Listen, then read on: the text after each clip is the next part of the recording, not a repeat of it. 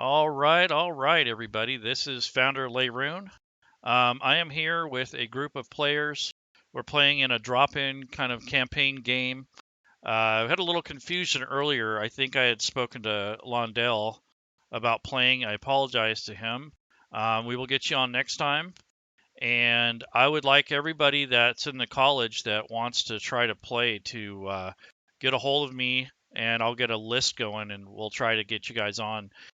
This is supposed to be basically centered around the three Tabaxi female characters, and they are the Triple Threat 3. But they're always looking for people to help them, and the jungles are very dangerous. So we definitely need allies all we can. So Londell, if you're out there, I apologize. We'll get you on the next show.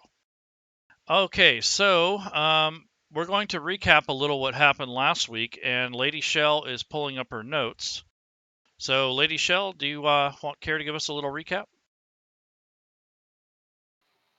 I was welcoming a new person to our Discord, so All right. I am not loaded up yet. Hang on just a Okay. second and I'll load that. So while she loads up, I will basically go down the list to introduce some of our players. First is Jade. Do you want to tell us a little about your character? Hello. Um, my character is Khatri, a wild magic sorceress. She's kind of a loner by habit, but she's become friends with the other Tabaxi in our group. Right on. And let's see. We have we'll go with PootyPooPoo. What is your character like? I'm back. Okay. Hi, my character is Mun'Kai. He is an Apeling wanderer from the Far East, and he is searching for some captives. He's arrived in Schult just recently and met up with these Tabaxi and just joined with them to kind of aid his own cause. All right. LadyShel, what's your character like? I am playing Katcha, and I am a ranger tabaxi, and I can't remember how we all met, but we've been we're looking for this girl. I've got my recap, so I will tell you my recap since I don't know who I am, obviously. Okay. Oh, Before you do that, let me introduce okay. the rest of the folks. Okay, fine. Yep. I will wait. Okay, Reliquary. You're new to the show. What's basically give us a real slimmed down version of your character? Um,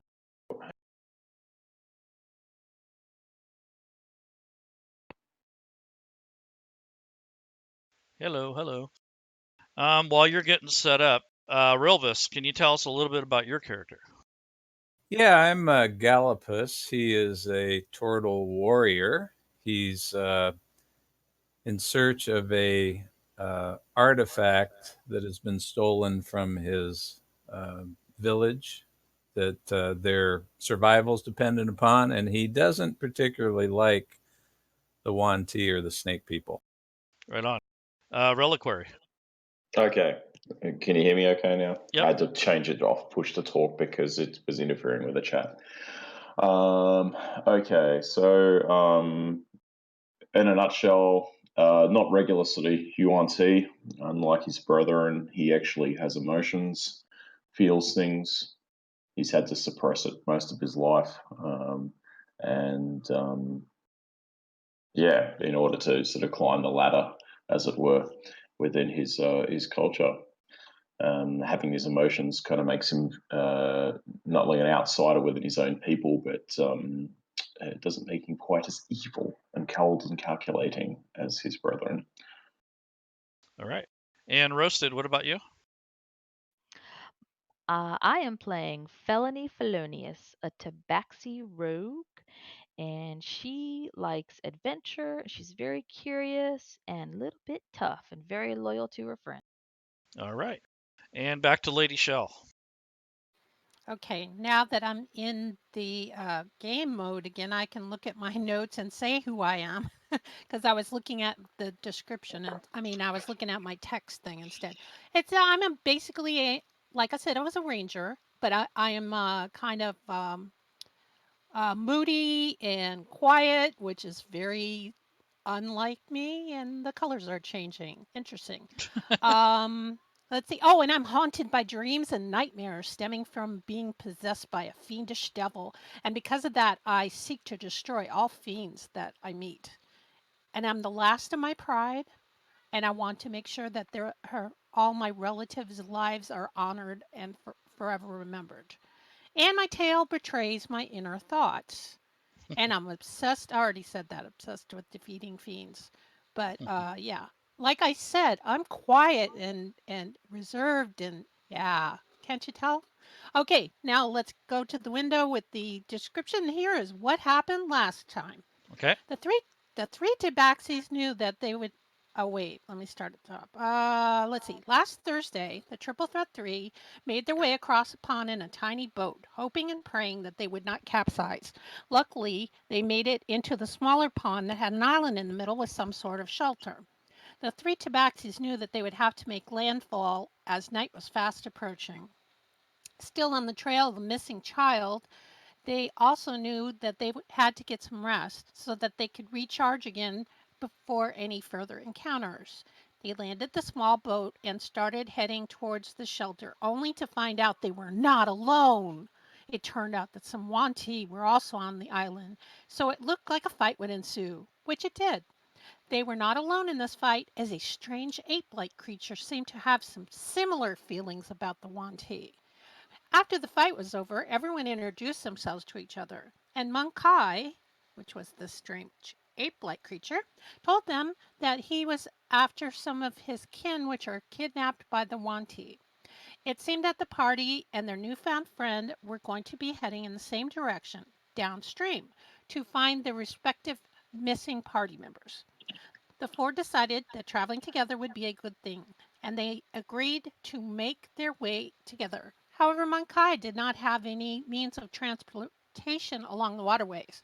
There was no way the four of the party would fit in the small boat, so they decided to fashion a raft out of wooden vines that were growing on the island, so that he would have his own vessel to travel in while the girls traveled in theirs. However, this would take time, and time was not something that any of the party wanted to waste.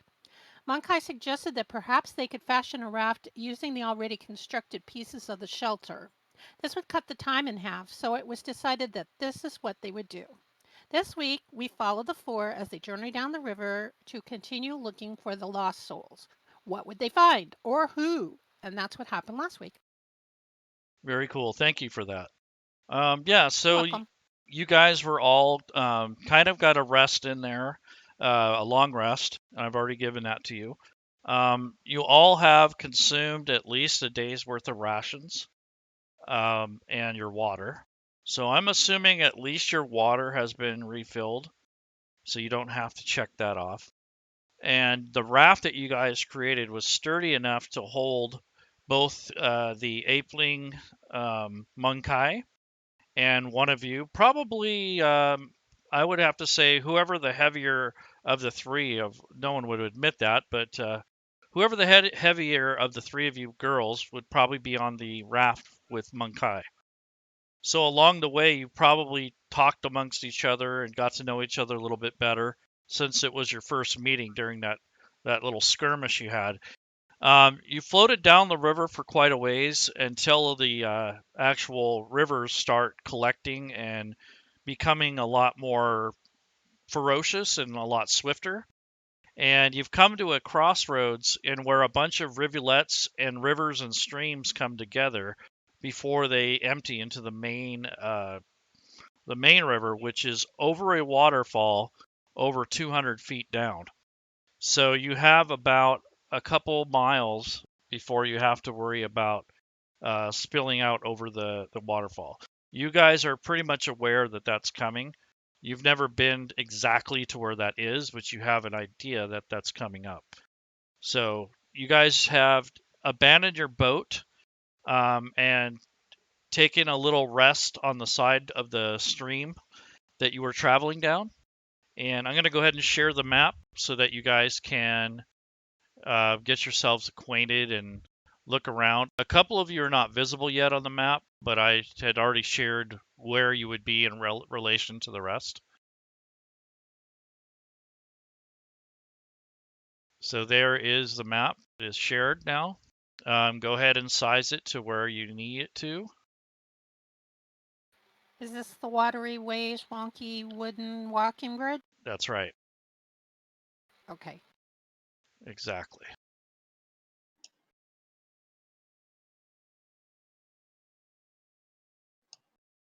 And you guys are on the far eastern half along the edge of the map. And you found some footsteps and foot tracks that led you here. So immediately, Katcha, I am going to have you roll a survival check. And we'll see what you find in that roll. So upon examining the ground, you notice fresh footsteps, and they do look reptilian. Several Hey of them. guys, found some fresh footprints and they look reptilian. Wonder who's been here. Oh shit. Okay. Let's see. Anybody have any response to that? Maybe they'll lead us where we need to go to this place we're looking for. Very true. Mun'Kai or Khatri, do you guys have anything to say?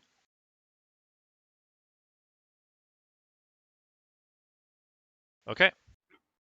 So there is a large group of bushes in front of you, and they reach out over to the west. And there are a bunch of little broken twigs and branches. So whoever came through here was carrying a lot of stuff, and they've actually kind of beaten down a little bit of a pathway. And you guys can hear the river in the background rushing. You can hear all of the water kind of gurgling, so it kind of suppresses your sounds. Thank God for that, because if you guys had said, "Hey guys, we're here," the river actually drowned out your voice, and you were not noticed. But beyond the bushes and the trees, you guys hear the sibilant hiss of the Yuan'ti. And this is where our story is going to pick up and begin. I would like to know if I find any berries going this direction. Okay, go ahead and roll a perception in the dice tower, please. And could I assist her in looking for food? I've used some of my rations on the last session. Yes. You did, didn't you? 5 of them, I think. Right. So, yeah, anything that looks edible, Mun'Kai is going to look for as well. Okay. Right now, she's checking for these berries, and she finds one laying on the ground, kind of smashed. Although it doesn't look like the same kind of berry that you were looking at before. The other ones were bright red.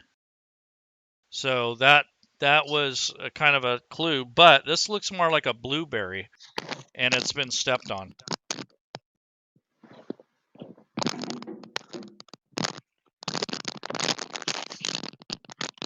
Reliquary, your mic is blowing us up, buddy. Yeah. Okay. So you said that we could hear the hissing? Mm-hmm. You hear some speaking, and you hear a feminine-like voice. She's sounds like she's kind of yelling, and I guess they don't really yell, but they do definitely have a hiss. You hear this. Hurry up. We don't have all day. Hurry up. Pull those ropes. We have a mission to complete. Everybody hurry, or you will feel the lash of my might and strength. And she, you can hear her whispering and hissing, and she says, Inquisitor, find out what's taking them so long. I'ma hide.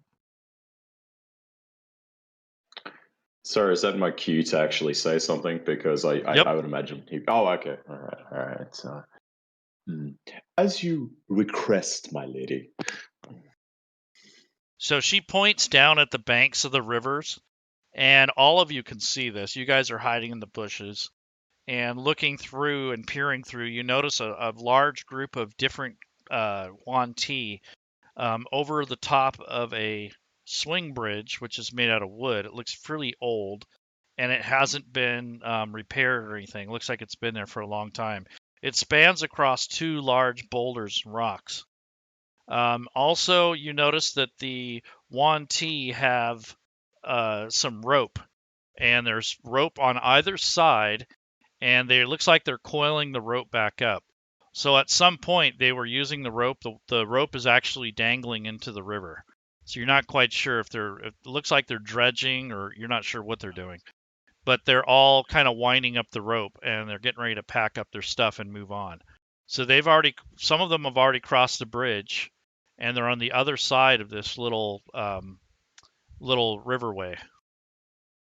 So that's You said some of them, mm-hmm. and I must have missed that. Is that Yuan'ti or are these like captive? They look like Yuan'ti. Thank you. Can I just point out that mine looks actually very human from afar, like extremely so, and he's kind of well dressed. So he actually stands out a bit more from some of the others.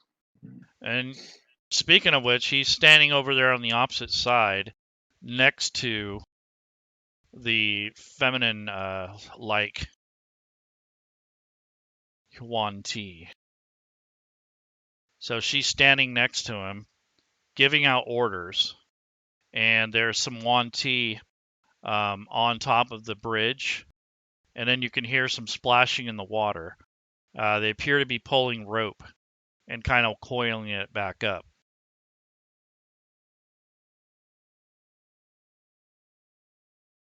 So I'd like all of you to roll initiative just so we have an order. So we're not going out of order. You would like, and then it went dead. I would like you guys to roll initiative, please. Me too, or no? You can. Yeah, that might be good. All right. So First we can time using the establish. system, so bear with me. Yep. Nice. Actually, it's right on the middle of your sheet. In the very center, there's an initiative roll. Sorry. It's okay. And I'll pull up the sheet here. So just go to the tab to where the main tab is, and click in the double click in the very center. Oh, oh, yep, there it is. Sorry, my bad. Yep. I've only got so much screen on this laptop. I'm trying to juggle things. Okay, initiative. So do I just drag the initiative one, do I? Over to me? You can do that. You can drag it onto the chat window, or you can just double click it. There you go. Perfect. So Leyrune, can Mun'Kai attempt to, I guess, look around and see if there's a tree that might support his weight, and attempt to stealthily climb the tree and see if he can get a better advantage for, see what's going on, how many Yuan'ti there appear to be, and if he can discern what they. I would hold for a sec because that's why we rolled the initiative order. Got it. So, okay. Right now it's Katcha, and she moved to stealth. Is that right? Yeah. Okay. I guess I'm gonna. Do you have the tokens locked? Do I have the tokens locked? Yes. Yeah. I did. Okay. I'll go up here so that I can see better. So I'm going through the trees, hopefully not making any noise or anything that can be heard from over the river and everything. And I'm checking out a little more detail of what's going on. And I think already in action, if we are attacked, I will shoot my crossbow. Okay. She's gone into Overwatch. You noticed a Yuan'ti along the riverbank, kind of keeping watch, and it has its bow out, and it's kind of scanning over the river. So just about 20 feet in front of you on the ground. Maybe an extra 5 or 10 feet for you climbing up. You don't have the arrow on the combat tracker for me to pass my turn. I'm not sure what you mean by that. You know how you do next actor? There's no arrow thing on the side. Okay. I don't know why, because I have one. Showing on my end as well. Try to close the combat tracker and reopen it.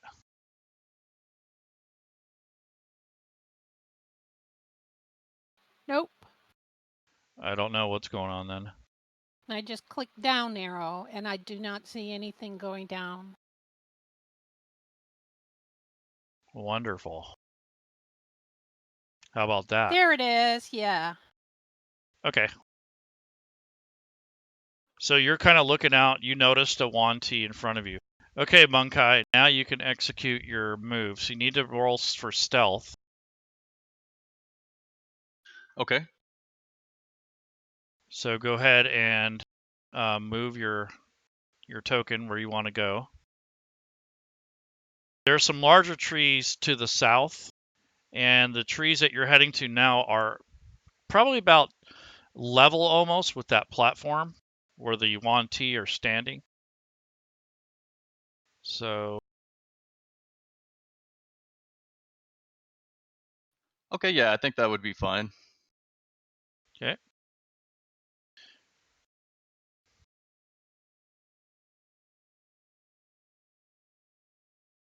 Wow, this is very unresponsive today. Okay, so go ahead and roll your perception in the dice tower.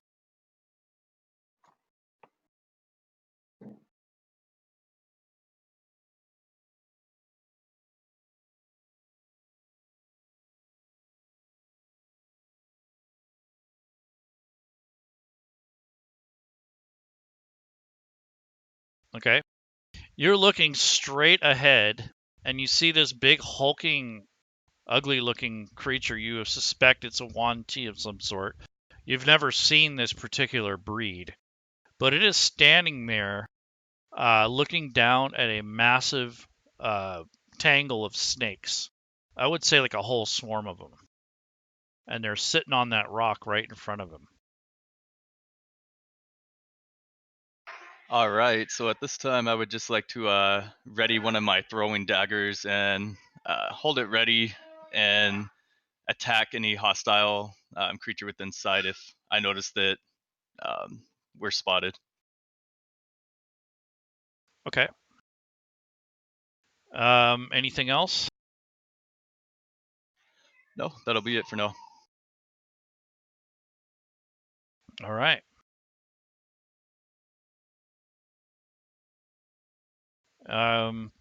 Okay, Sulsatal.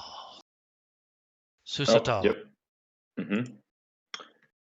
What am I doing? Well, I'm not aware of obviously what's going on over there since I'm not even in the party. So I guess I'm just looking at, I'm examining the thoughts and that of the nearby Yuan'ti that I have command over, well, assumed command over.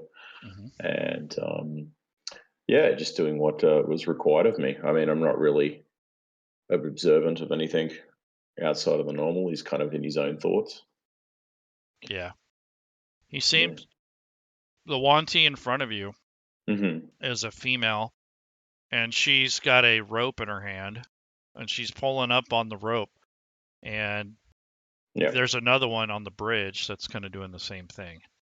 And they're kind of coiling the rope. They're pulling up the rope from being used earlier.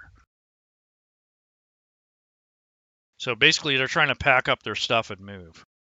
Yeah.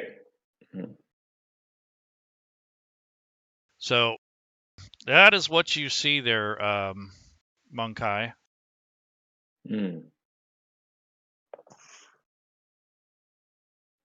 Anything else?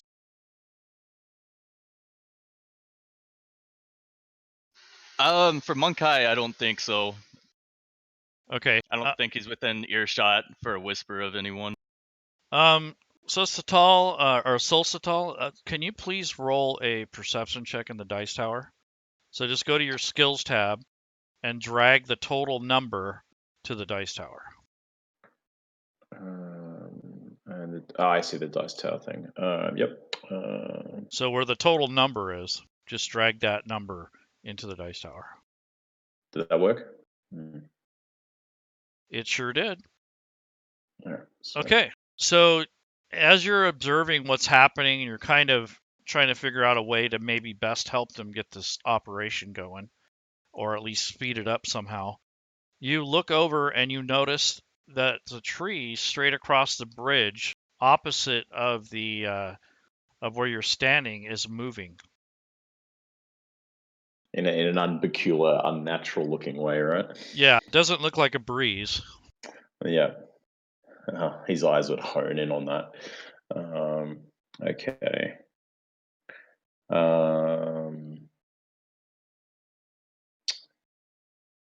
Sorry, just give me a sec. Let's pull up book here.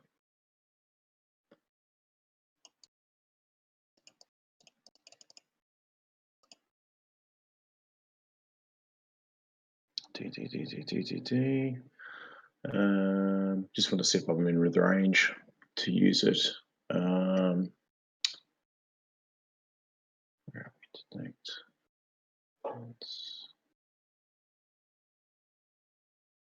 There we are. So range 30 feet. Okay. Okay, so how much is 30 feet with the squares? To give me an idea. 30 feet is like 6. 6. 6. Okay. I start walking towards the said rickety bridge. Do I need to roll, and I'm kind of standing on it partially? Do I need to roll some sort of? Roll a dexterity check. All right. Okay. It should be just fairly kind of simple. entered around the top of it. So do I just move him? Oh, I can't really move him, can I? Yep. Yeah, you can move him. You just drag it. Just drag him. Oh, he's not. I can't click on him. I've clicked on him. He's not. Oh, I know why. Sorry. Okay. Try that now. Yep. Sweet. So draw your path of how you're gonna. There you go. Yep. Cool. All right. What's that? 1, 2, 3, 4, 5, 6. Actually, I'll just move that extra 10 for that full walk. Okay. Next to the other guy. So you need to make a dexterity check because you're gonna have to move around her. There's not a whole lot of room. That's fine. I just looked at my dice like instinctually. So do I just go up to the main, collect the dex, and then roll it directly from that? Just do a on there. There you go. Perfect. Yeah, you just shimmy around her really, really quickly. Extremely gracefully. She kind of gives you this stern look, like, "What are you doing?" Like, like what? Have trust. All right, and then I'm going to cast detect thoughts within range of the tree. Okay. Or within range of across that area, or anyway, to see if I can pick up any thoughts. So how do I do that? So what is your range on it again? It's 30 feet, so it's just to the direction of the tree as far as that I can. So it'll be across the waterway. So anything around that area that I can detect. All right. So I'm gonna draw a line. Actually, just target Mun'Kai as if you did see him. So you hold down the left control key and click on Mun'Kai. So it's within that radius. So I'm picking up at least. Okay. Yeah. So how far can it go? The range? 30, I believe. Okay. So he's not close enough to you to. I don't think he's close enough because I'm 50 feet away and I look like I'm closer. Right. All right. Yeah. Well, you're kind of scanning through, and you notice that the brood creature, or whatever that thing is, that's messing with the snakes. He seems to be a little bit argumentative with the snakes. He's trying to corral them and get them under control. So he seems to be kind of pissed. Is that the one on the bridge? No, it's the one on the rock with the big S. Oh, okay. Yep. Yeah, he's irritated. And then below you, you notice a Yuan'ti on the riverbank. She's about 15 feet down. Mm-hmm. And she's coiling up the rope, like helping to feed the ropes up to the person that you're next to. So they got these ropes in their hands, and they're kind of feeding it up to them so they can coil the rope. She just seems to be kind of, focused on her job. Yeah. Okie dokie. All right. Now, was that a spell that you used? Yes, I guess so. Well, it is a spell, so. How long does it last? It lasts. Give me a sec. It lasts.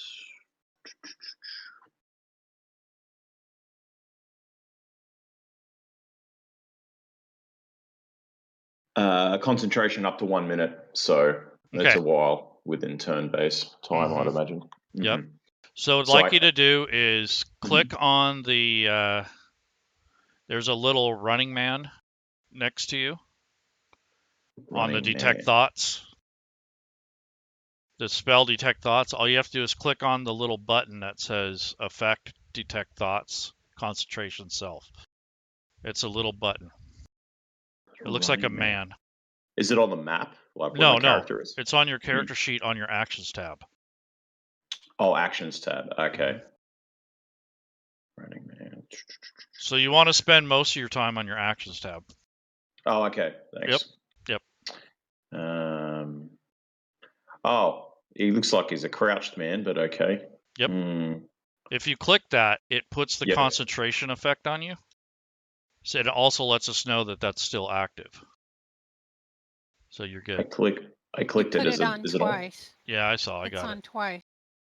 Oops. Yep, I got Double concentrated. You got it. So focused. It's still on twice. Yeah. There we go. Oh, okay.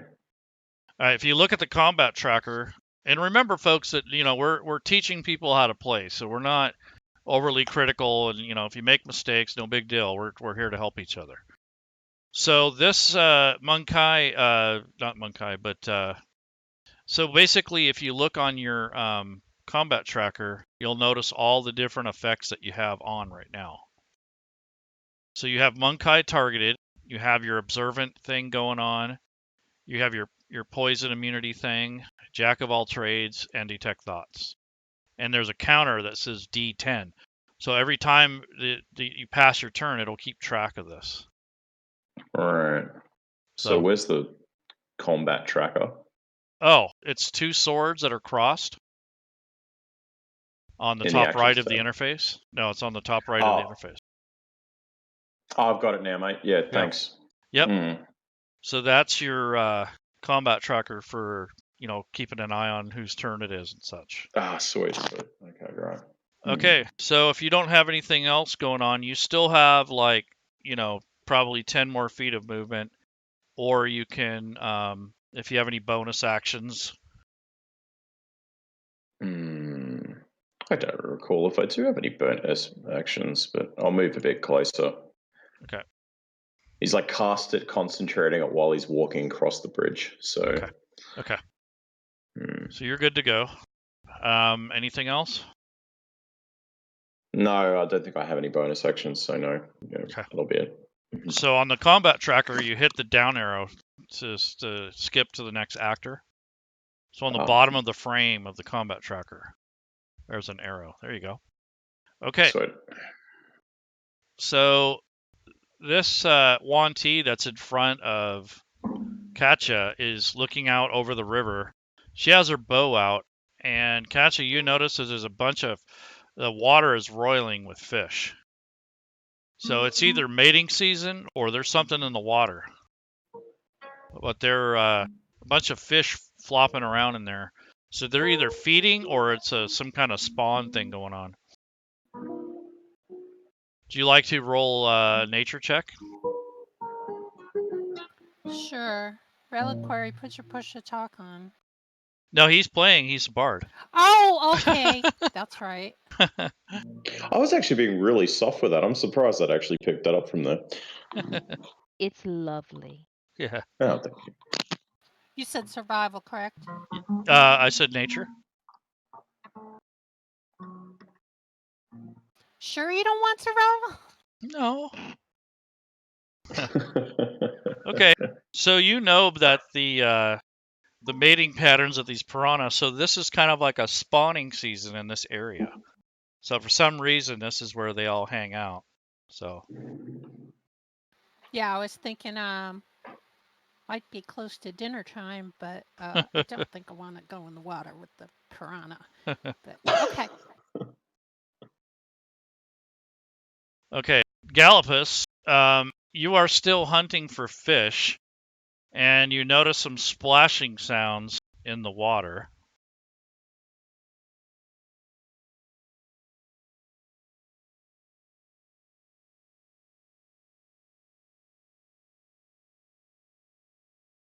So I would like to move. What do I see? It's really murky, the water here. However, you do notice a large school of piranha, basically right in front of you. They're kind of swimming around in a frenzy and flipping out of the water and everything. It's actually the perfect time to try to capture them because they're kind of passive at the moment because they're all into what they're doing. So you know that this is a pretty good time to fish for them. Okay, excellent. I'm going to move a little, very carefully, a little closer. I'm going to have my one of my baskets that I've been working on while underwater, because I am an underwater basket weaver. And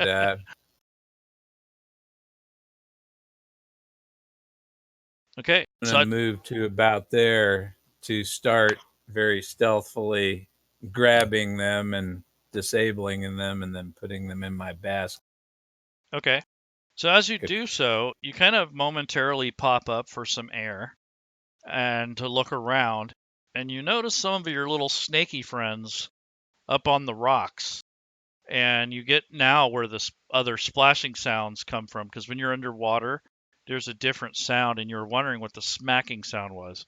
And what it is you notice that they're pulling a rope up out of the river, and it's kind of creating a different tone from the vibrations in the water. So you whereabouts is that rope? The bridge is up above you. There's a rock ridge. You can't really see over it, but you notice the top of a couple heads from the snake people, and then you notice this rickety bridge that goes across the two rockways that span a river.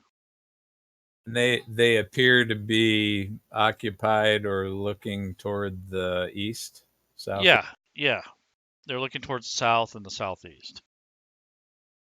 Okay, I think since I am not very fond of the snake people, I'd like to try to sneak a little bit around the south here. Okay. And reconnoiter a little bit. Okay. So I need you to roll stealth, but you can do it at advantage because you're underwater, basically. So click the ADV button and roll your stealth, and you got 24 or 20 more feet of movement, I believe, or at least 15. Okay. So go ahead and move your token. You got at least, 10, 15 feet of movement still.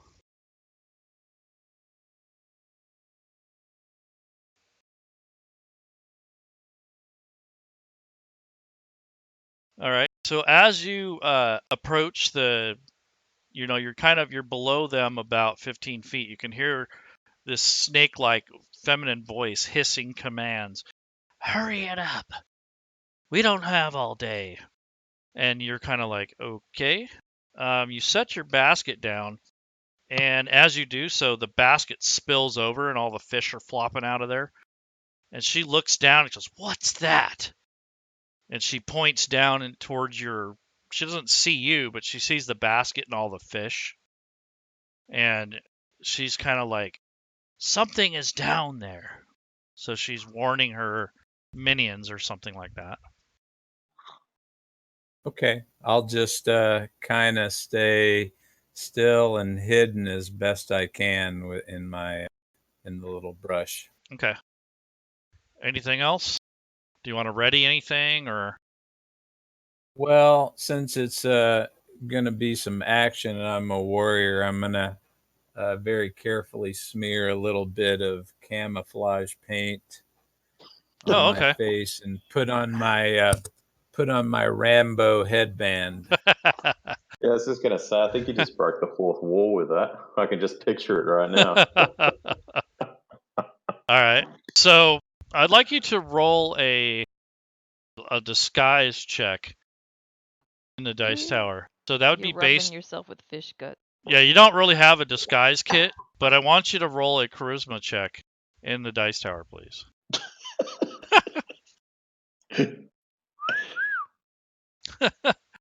Show them muscles. All right. So you've kind of like rubbing leaves on you and kind of sitting still and trying to maintain your posture without falling or making a bunch of noise. Right, because my shell kind of blends in a little Mm-hmm. bit. Might look a little rocky, mossy. Right. Anything else? Are you going to ready anything or just kind of hang out? I'm gonna ready my glaive. Okay. And what's your condition? What are you going to do if something happens? Or what's your condition?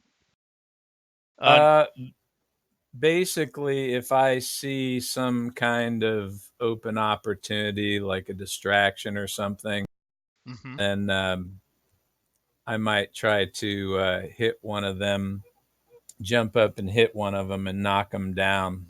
Okay. Or if they come down and get a little too close, I can strike. Okay. Sounds good. All right, Khatri. You hear some activity going on beyond the bushes. Mun'Kai and Katcha are up in the trees observing, and from the way their body language looks, it looks like there's some action up ahead.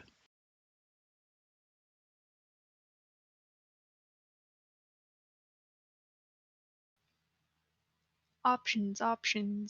I am gonna take a step towards Felony Okay. and reach out and put a hand on her shoulder, Mm-hmm. and I'm gonna cast Greater Invisibility Mm-hmm. using the twinned spell Metamagic Okay. with myself and her as the targets. Okay. So go ahead and target yourselves and apply the effect. Is it concentration by chance? Yes. Okay. So make sure that effect is on you. And technically, once you're invisible, it should keep track of how many rounds and all that good stuff. So greater invisibility lets you fight while you're invisible. Is that correct? Um, becomes Yeah, invisible until the spell's end. So Right. it So there's it no. doesn't have the limitation of the normal. Okay. That's what I thought. All right. Anything else? You still have movement, and if you have any bonus actions, well, you kind of use one for using your sorcery points. So kind of. When she casts that on me, I'm Mm-hmm. gonna look at her and tell her that I'm heading down to the bank. Okay. I just wanted her to know that I'm not gonna be staying in that spot, so that in case she's being here for. Okay. Anything else, Khatri?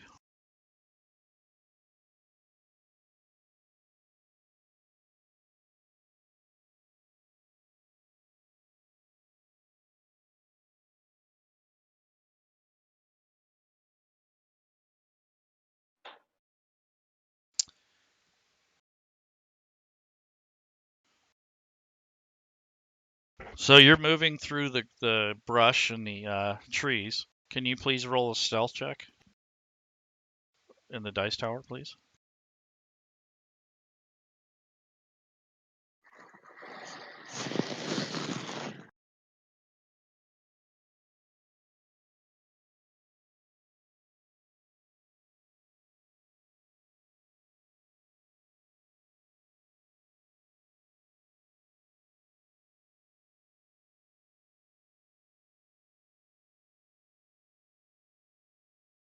Okay, you very carefully pick your way through the brush.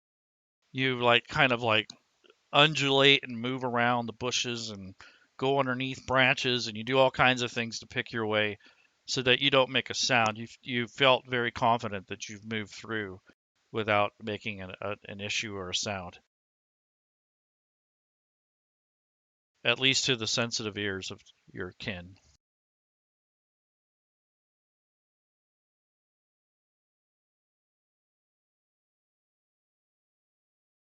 Anything else? Nope. Okay. Go ahead and pass your turn to Felony. Okay, Felony. Okay, well, Felony is excited about being invisible, and she is going to make her way down here to the bank. Okay. That should give me 30. And then I'm going to take my bonus action and dash. And do you move your movement with dash? Your You total move double movement? your movement, so you can move again 30 feet. Okay.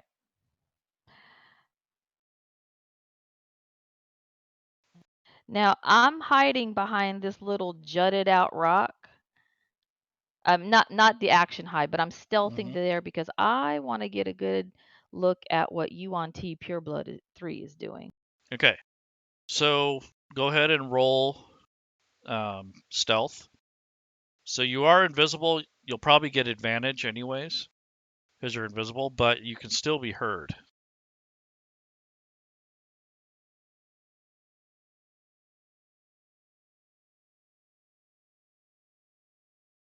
All right.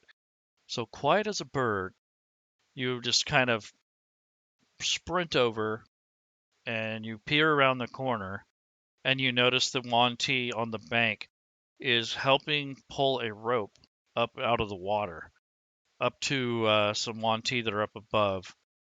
And you noticed a more finer dressed individual crossing the bridge slowly, while the others seem to be working away, pulling rope.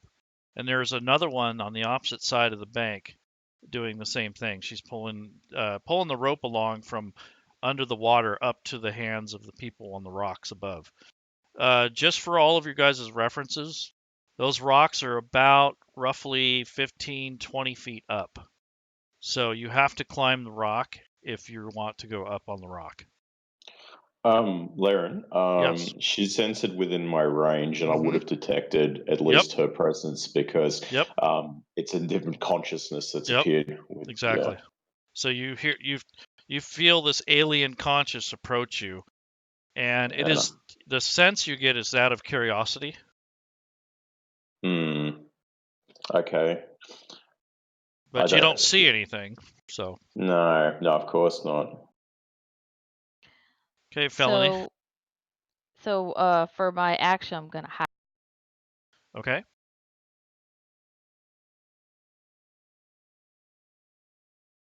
And that will end my turn. So he looked right at you.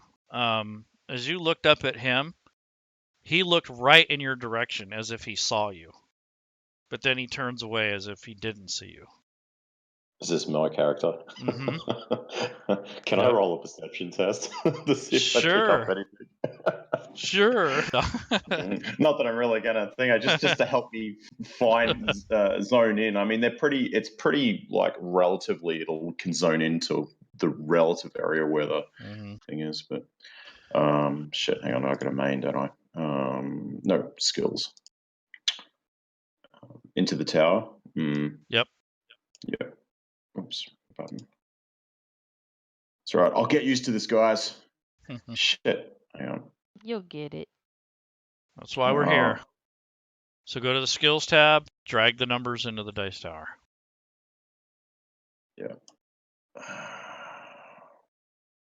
You can even shortcut those with the hotkeys too, the rolls. Oh God, let me just do it manually first. I'll worry about hotkeys later. Okay. All right. So you're kind of looking in that area. You don't really see anything or hear anything, but you do notice some foot impressions in the soil.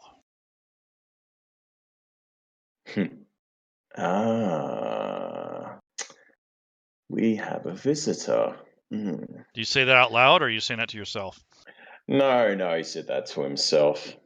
I think he's still hedging his bets, given the situation. The lady, Hysteria, whatever I called her earlier, she hisses at you. What are you doing? What's the delay?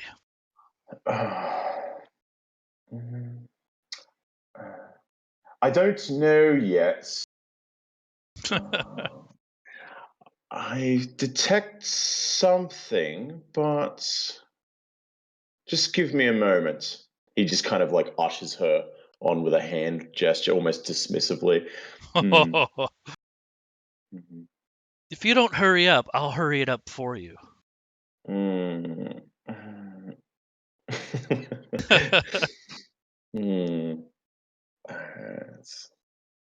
I shout out to the lady down below, the female Yuan'ti. What is taking so long? She looks up at you and hisses in anger, and she points to the other Yuan'ti behind you. And she says, she points at her and points at you and says, "Why don't you help her so we can get this done? These ropes are heavy, you know, waterlogged and all." No, I think you're more better suited to carry out such menial tasks. She kind of looks grieved, like, "Oh man, this guy." The creature that's standing next to the sibilant woman that's been barking all these orders and doing most of the talking, he goes to the edge of the rock and he looks down, and he's gonna see if he can figure out what that flopping noise was.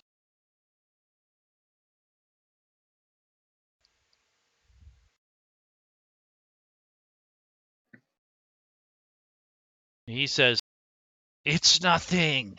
It is just a basket of fish." She goes, "A basket of fish? How is that nothing?" And she says, "You idiot, get down there." So he's like trying to find a way of like how to get down. And he's kind of nervous. And she goes, "If you don't get down there, I will shove you down." So he kind of like gets miscombobulated and he starts climbing down the rock. And it's a good 15-foot drop. So I need to roll his athletics or whatever I can use, strength check. Does he have a snake body? Because I'm pretty sure they can pass impassable or like difficult terrain with a snake body. Yeah, he's fine. Yeah, he's fine. It should be fairly easy for him. Yeah, he's not in a position like me because I'm assuming he's like an abomination or something. Holy crap! He just barely makes it down. He like rolls half the way down. he looks very roll a 1 or something. Just about. He might as well have. He looks very indignant though. He's like like trying to make himself look like he didn't screw up. Yeah. So he's kind of peering around. Now he's on the ground, kind of looking towards the water. And he hisses to the other one, "Hurry up! The mistress is displeased." And the other one looks at him and says, "Shut up, or you can do this."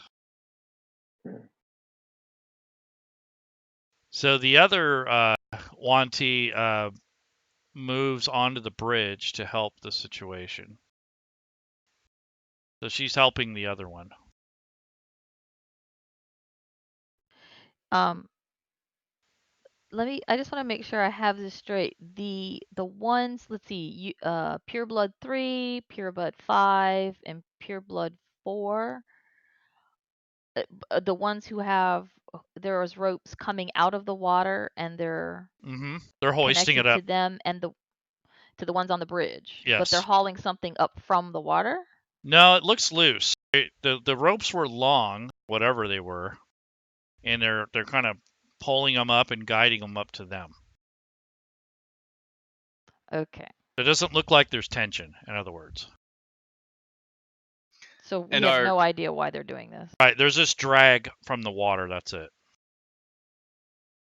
And both ends of the rope are loose. Not one end is like secured to one of the posts on the bridge or anything.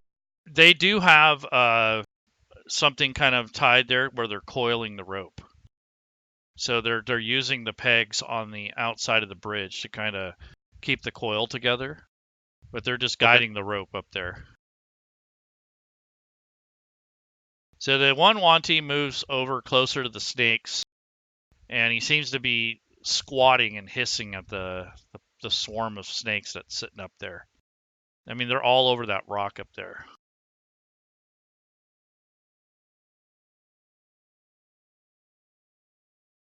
So that one is just continuing her work. The weight of the rope gets heavier because after a while your arms get tired and the water weight soaks the rope. So it's kind of hard to move that rope once it's been in the water. Okay, so the mistress gets impatient and she moves over towards the edge of the rock to the south, and she points down at this dude that rolled off. And she goes, "What are you doing?" And he goes, "I'm looking for the fish." She's like, "You better get it together." And she's like, looks really pissed off, and she says, "If you don't hurry, I'll feed you to the piranhas." So she's threatening him.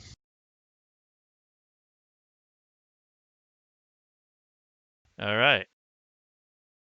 So this pure blood moves 5 feet closer.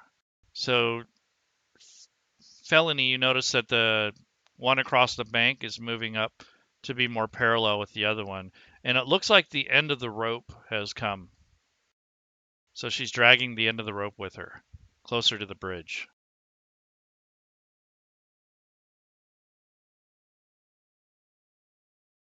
The swarm of snakes just moves this way.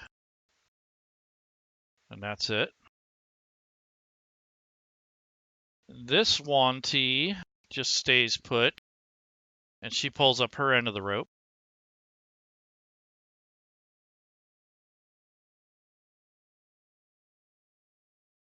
Okay, Katcha. I'm still not understanding where you're telling me that they're pulling something in the rope, but there's nothing at the end of the rope. What the hell do they have rope in the water? You're not sure. They are pulling rope from the water. It's a very long rope. They're coiling it up on top of the bridge, and they're working together to kind of feed it up to the people up on top so they can store the rope.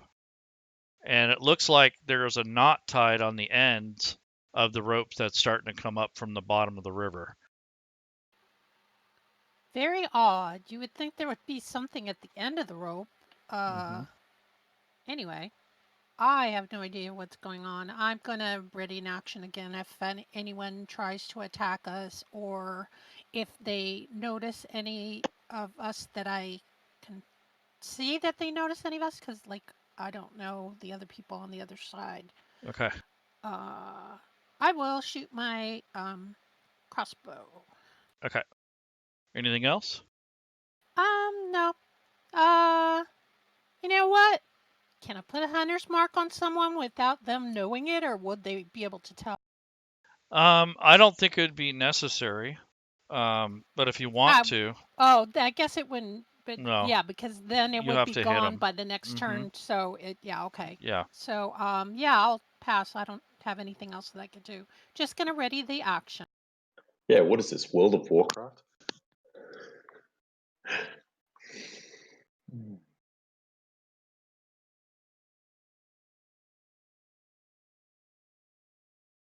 All right, Mun'Kai. so yeah, Mun'Kai, having noticed this serpent robed creature kind of moving across the bridge towards him, suspects that he may have been spotted at some point, and he's going to attempt to stealthily climb back down the tree.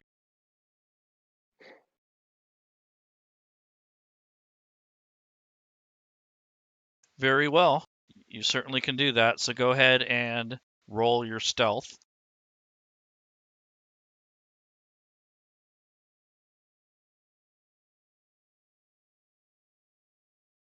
So you certainly did pretty good moving down, but the tree is shaking like crazy. It looks like whoever was sitting on that rock is kind of now looking in that direction. So you've made it to the bottom safely. You didn't make much noise, but you weren't able to stabilize your balance enough to keep the trees from shaking. Being your size and weight into a small tree like that.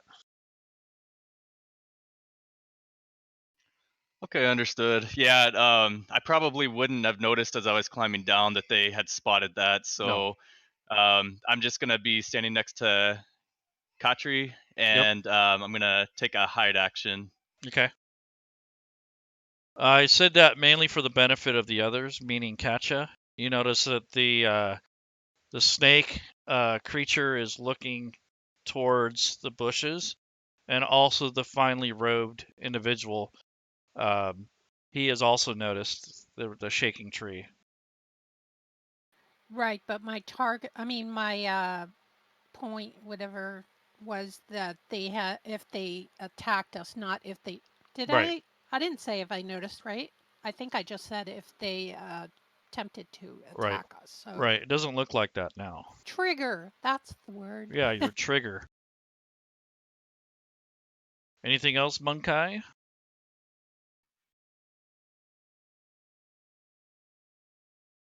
No, that'll end my turn. Okay. Sulsatal. Okay.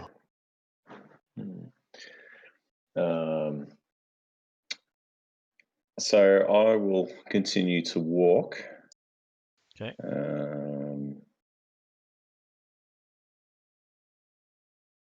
So I'm going to walk a full 30 here. So by this point in time, everyone's within range, and he can pick up the surface thoughts of 3 more additionals. Mm-hmm. They're pretty much all in your range.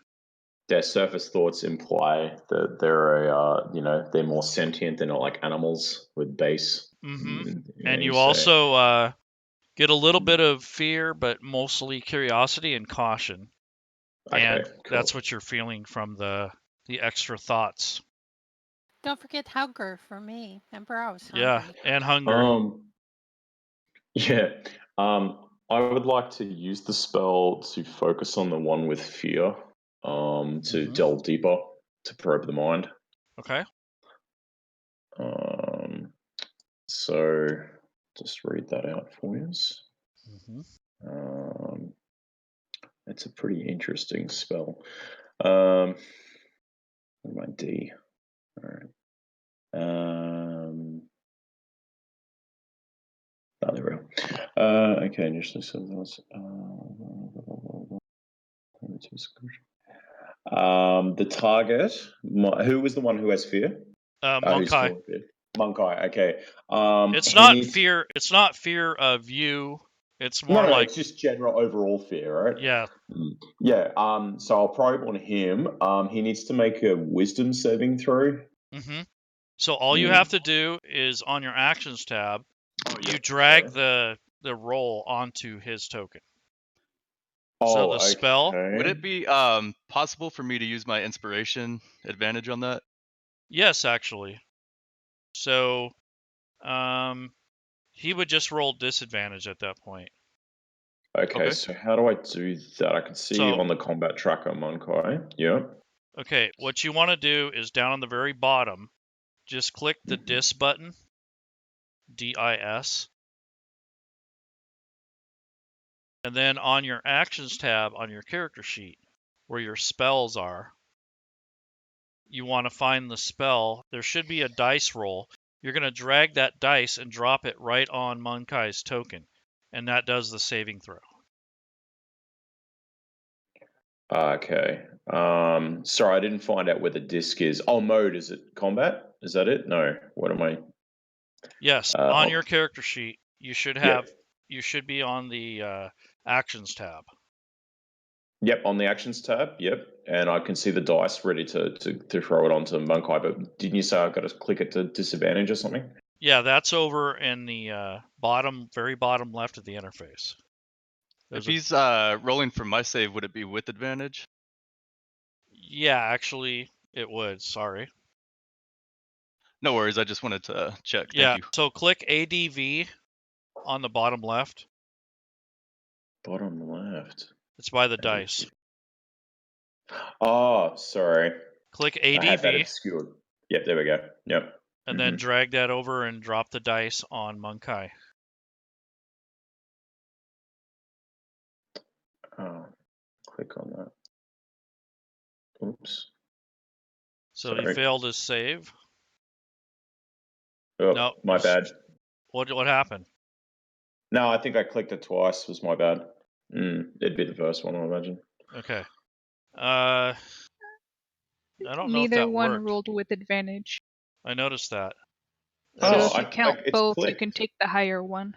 Yeah. It's got the red. So it's a 1 or a 20. So he saved with his he saved.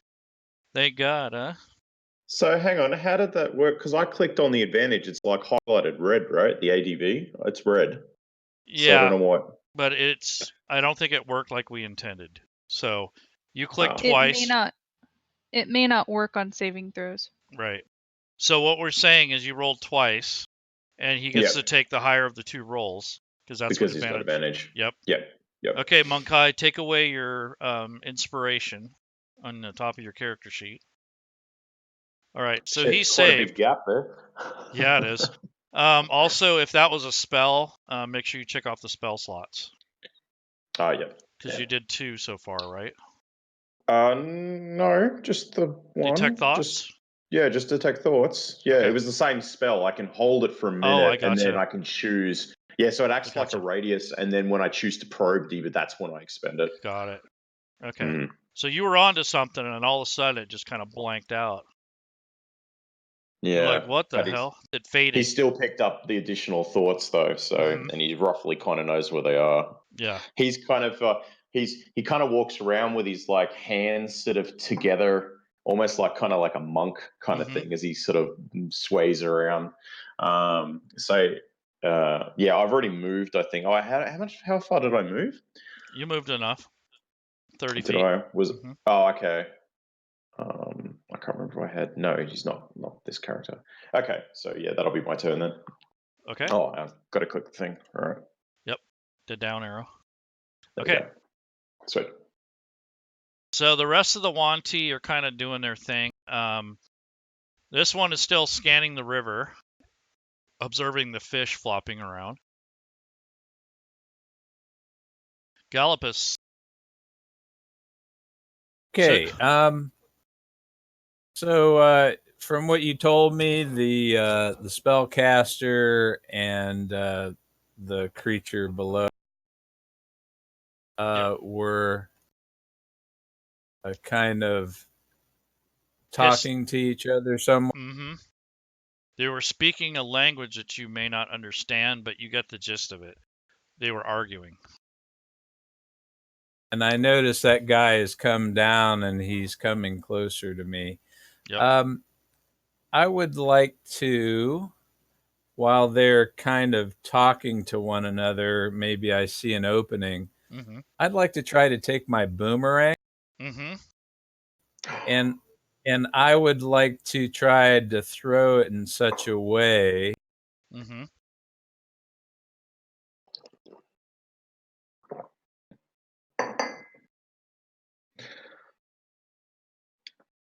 Geez, you're braver than Aboriginals. Like that, Okay. so that it comes and hits her from the back, so maybe I can get advantage. And my goal is to try and knock her off the cliff.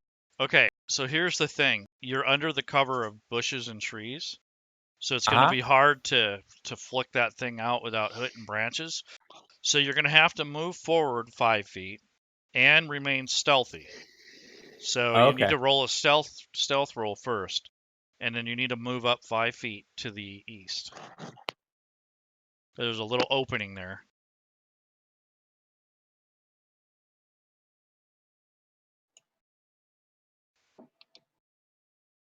Okay, go ahead and roll your stealth check.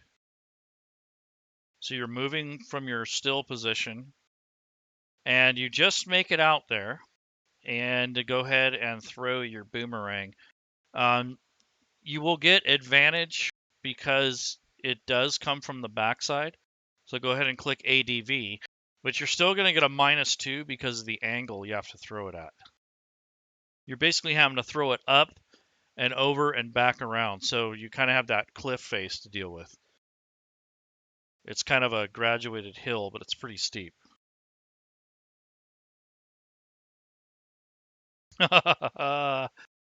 So this thing comes wrapping around, and it nails her right in the back, right on the back of her head, and she's like, or her neck. She goes, ah! She's like pissed off. Who? What? She's like really mad. Go ahead and drag the damage on her from the boomerang.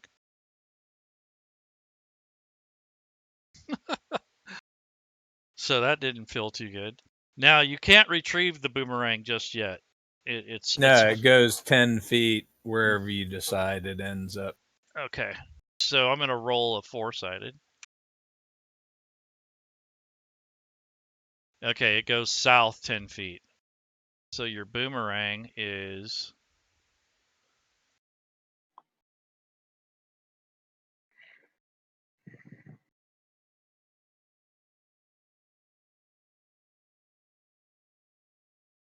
right there.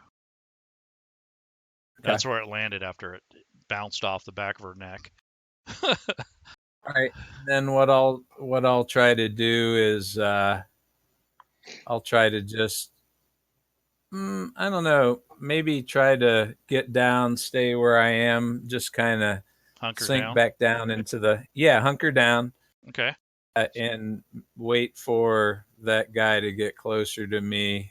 Okay. I'm sure maybe the other person is now looking on from the other direction, which was what I wanted to do, and I'll end my turn. Okay.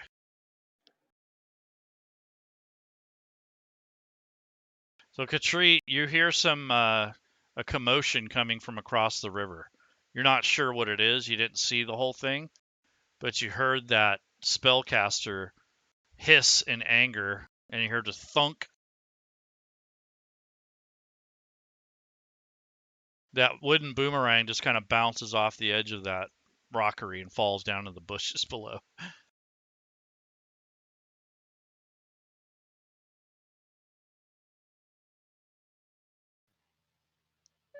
And you said this is 15 to 20 feet up, this rock? Yes. You have to climb it. The first 10 feet is, you're going to have a climb. The next 5 feet is basically pretty easy. You can just pull yourself up. Can we just climb that because Tabaxi with 20 feet or? Yep. Okay.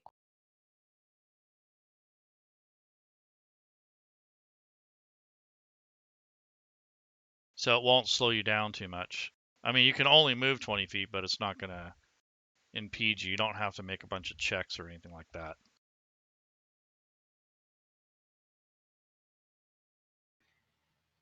But that also gets me pretty much right in the range of enemies.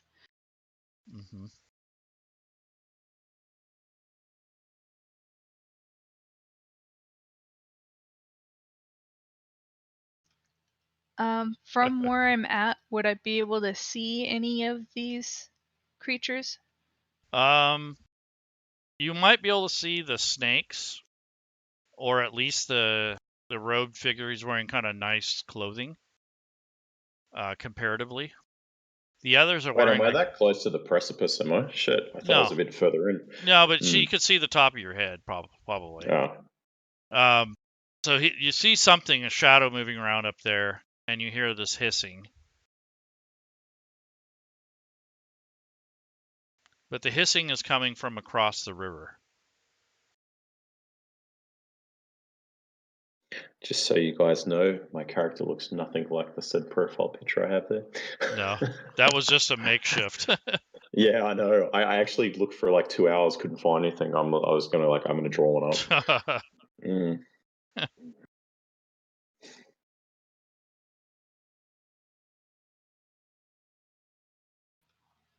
I think Katri's just gonna move down a little bit. Mm-hmm. Probably need a stealth check. Yep. You're moving from your hiding spot. Luckily, I'm still invisible. Yes. Unluckily, you trip on a root and you fall hard onto the ground. Can I roll a perception test? You don't need to. You hear this Okay. thunk. Anything else, Khatri?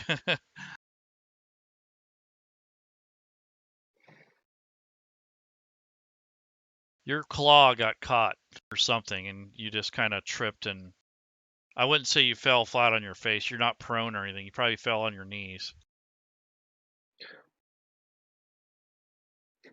Probably as you were like creeping, your tail got caught in something, or like it touched something it didn't like, and you got a startle, and then you tripped. Damn tail's always getting in the way. Do you hear this? The bush is shaking. It's obvious now. There's something going on down there. I think I'm going to ready. Mm-hmm. Probably firebolt. Okay. So if something goes down, I shoot firebolt probably at the snakes, but we'll see. Okay. Would that spell be like, I don't know, how does it ready a fireball? Like, does it like you can see like flame in the hand? Like, how does it work, or is it like you just assume You the just like probably incantation assume, just but isn't it depends on the DM's interpretation. She right? probably has the components and the incantation ready to go. If something triggers her, then she will cast it. Since she didn't really do an action, she just moved and she fell. So basically, that's all you got, basically. Okay. So you can't move anymore, Khatri, for the turn. That's fine. I just wanted to put Okay. a little bit of space between me and Mun'Kai. Okay. So, Felony, what's going on? Well, I am going to attempt to get this show started. I am going to climb up this and I am going to my goal is to sneak around and into this bush All right. to hide. Okay, so let's roll your stealth. Let's hope your claws on the okay. So you kind of scamper up that rock face and dart around the backside of those snake-like things. And you are in the bushes now. Go ahead and roll your hide or put your hide action on. So so now the quandary, because I saw this guy look at me even though I was invisible. Look in my direction. But Yep. he didn't do anything about it. He just kept going.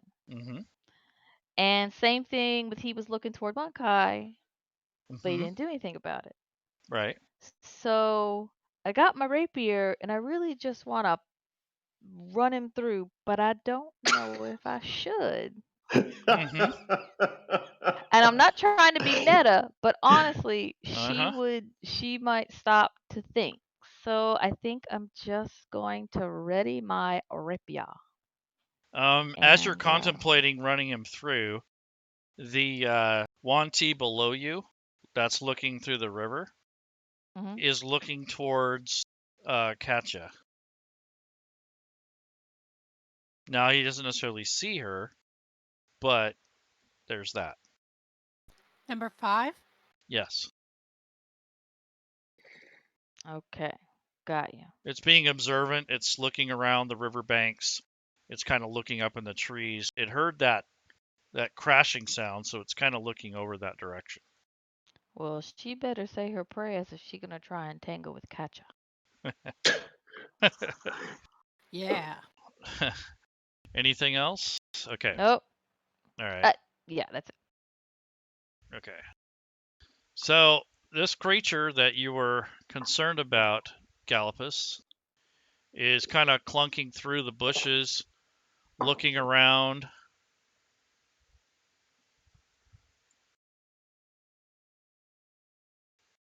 So he passes right by you, and he hasn't noticed you yet, but he's looking out in the river and trying to discern where the tracks come in from the river, or if there is any. So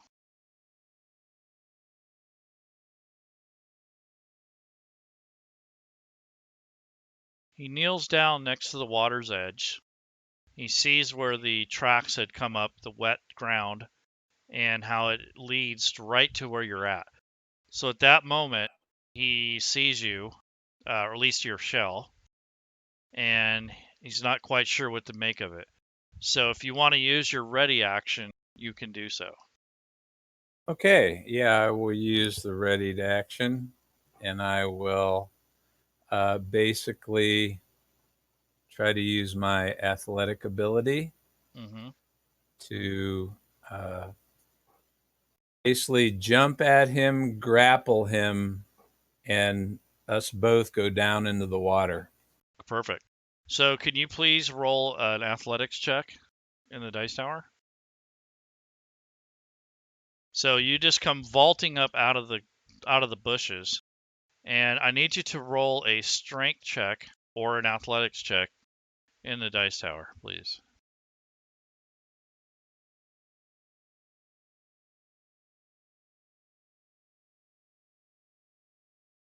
All right. So you just kind of grab onto him. His body's real sinewy and curling on you and going every which way. It's really awkward. It's like grabbing onto a tree that moves. And he's pretty wiry. So he's not like a weakling. You could feel these powerful muscles kind of pulsing and pumping and moving in different directions. And it's kind of making you feel like this guy might get away if I'm not careful.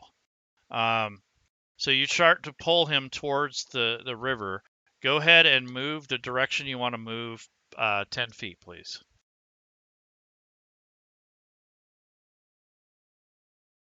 I mean, Okay. with him? Well, yeah, he's going to go with you. So there's that. I want to take him down in the water near the piranhas and underwater, since I can hold my breath for a long time. That's right. So he's basically now he's in the water and he's going down deeper, but not without a fight. So he's going to try to claw you and bite at you, but he will be at disadvantage because he's in the water now. And so every attack will be disadvantage from here on out.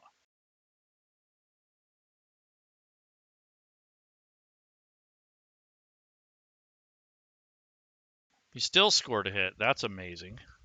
So he bit you, and it just feels like a set of needles just kind of settled into your under your neck area, and he's squirming around. You got to realize this thing's kind of snaky, and now he has some claws that he's going to follow through with, and again it's at disadvantage.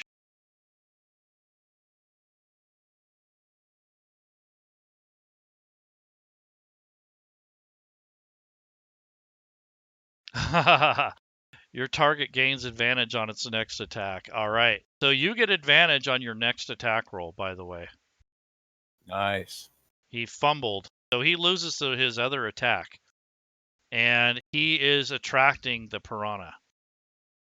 So that is his turn.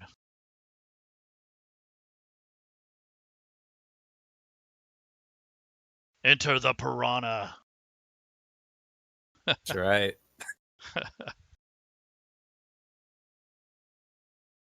All right. So you guys see the water roiling with these fish all over the place. Now the whole area is aware there's something going down here.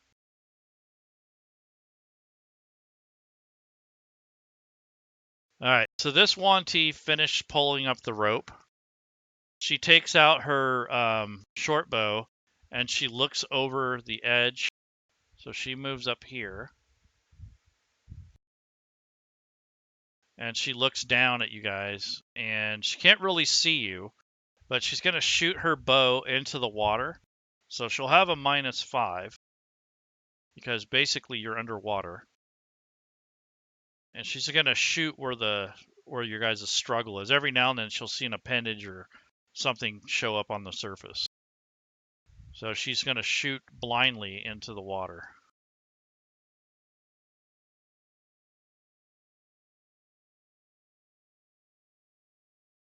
And that was a big miss. So that water just kind of deflects the arrow. The arrow just kind of bounces harmlessly off the surface of the water and just kind of skims across. And the angle that she shot it at is almost like skipping a rock. So that's her turn. All right. So this guy, he moves towards the snakes, and he starts hissing at the snakes. And the snakes start listening to him finally. And he kind of looks around and he says to you in Draconic, Sulsatal. He says, "The snakes are hungry. Should I let them loose?" Mm. That'll flush out whoever's there. Well, he doesn't know that, does he? Because I haven't told anyone that I know No, this present. but he suspects there's wild animal down there because the bushes are moving. True.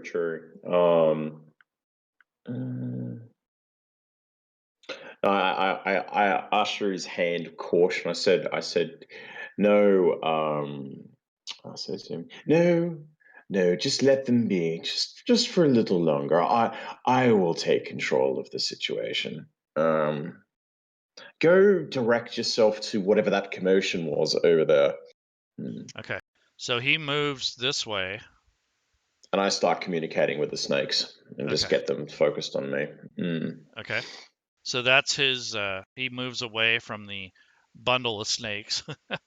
And he starts walking over towards the commotion. So he nodded his head as if he was listening to you and took off. Yep. So this one just pulled up its rope and it's looking around and it says, "You need a hand over there," to you, Sulsatal. Oh, which one was that? Sorry, which one? The one on the bridge, the female. Oh, yeah. No, I think I can manage a few snakes. All right, she moves over towards the commotion. And she says, "What is it, my mistress?" So she's attending her. Her mistress is freaking out, and she's like, "This cannot be happening." So she's really pissed off, and she's like, "Send the snakes. Don't dilly-dally with them." So she's looking over at you, and then she goes towards the edge of this precipice here. And she says, "Where did he go? I can't afford to lose such a valuable guard. We'll never make it at this rate." So she's like, "God, everybody's screwing around."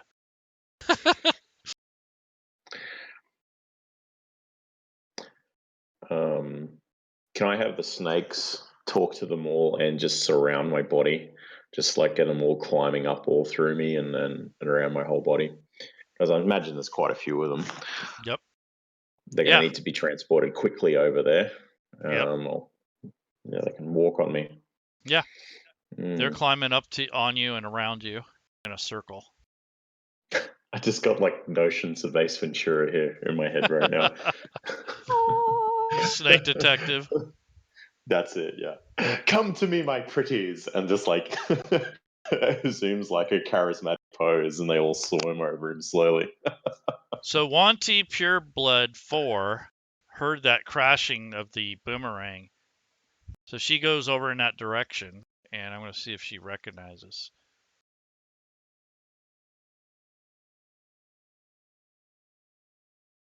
She spots the boomerang and picks it up and says, "Mistress, I think I found what thwacked you in the back." And the mistress is kind of looking in that direction like, "What?" Swarm of snakes is just kind of caressing you and kind of crawling up your limbs and kind of circling around you. Yuan'ti number 3 is going to move this way because she heard the sounds.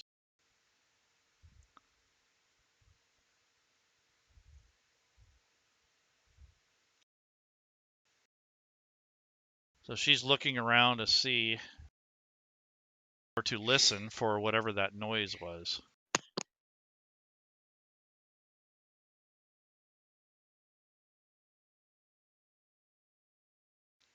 She doesn't appear to be making any aggressive moves. Okay, Katcha, things are getting a little weird. You notice these two figures jump into the water and disappear. And now all of a sudden, all the piranha are getting crazier. There's like 3 main schools of them like splashing around out there. And you know that this isn't mating season now. This is a blood frenzy. Didn't I know that before? I knew that before, right? Well, you knew it was at first it was like they're mating, but now it's like a blood frenzy. Oh. Okay. So something's in the But water. I don't see anybody attacking us. I don't know Gallipus. Nope. So that's not like my concern. Yep. No offense. None taken. Okay. Yeah, I'm still gonna ready in action because I'm not. Oh, wait a minute. Did Felony start something? I know she said she was gonna start something. I don't. She's she hanging attack? out there and she's readied No, her she. action. Okay, so you didn't. Yeah. Nobody has hit anybody yet. Oh wait. No, I hesitated. Oh, the snake spellcaster. I was just looking for some damage. I see snake spellcasters wounded, but that was from the boomerang. Okay, ready and in action. If anyone attacks us, anybody in the party that I know that is part of my party, and that will end my turn. Okay. All right, Mun'Kai. All right. Does Mun'Kai spot Pureblood 3 down there to the south? Go ahead and roll perception. So you're kind of peering through the bushes, trying not to make any sounds or knock the tree around. And you do happen to see a silhouette through all the coverage of the bushes and the trees. So you can kind of see the reflection of the sun bouncing off the silhouette that's going by. So in other words, yes. But they have partial cover, and so do you. Okay, and did I hear any of the commotion that's going on in the water across the? Yes, you did. You weren't sure what was going on, but you heard a little bit of a tough tussle going on. You're not sure if it was them fighting themselves or what. Okay, so I'm gonna take this moment when I'm gonna assume that they're maybe distracted on the other side, and I'm gonna stealthily move forward and place myself in front of Katcha. Okay. Don't trip now.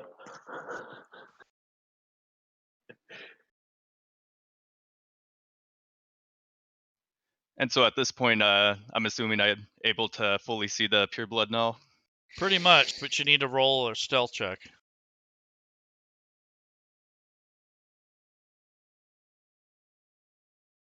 Okay, you very carefully place your palms on the side of the rock and kind of push yourself along without disturbing the bushes and the trees.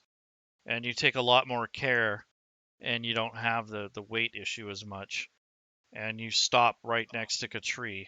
you're kind of crouched or hunched down, and you see this snake-like creature, this hideous thing that you've only seen a few times in your life. Just reminds all these memories come flooding towards you of all the grief that you've gone through.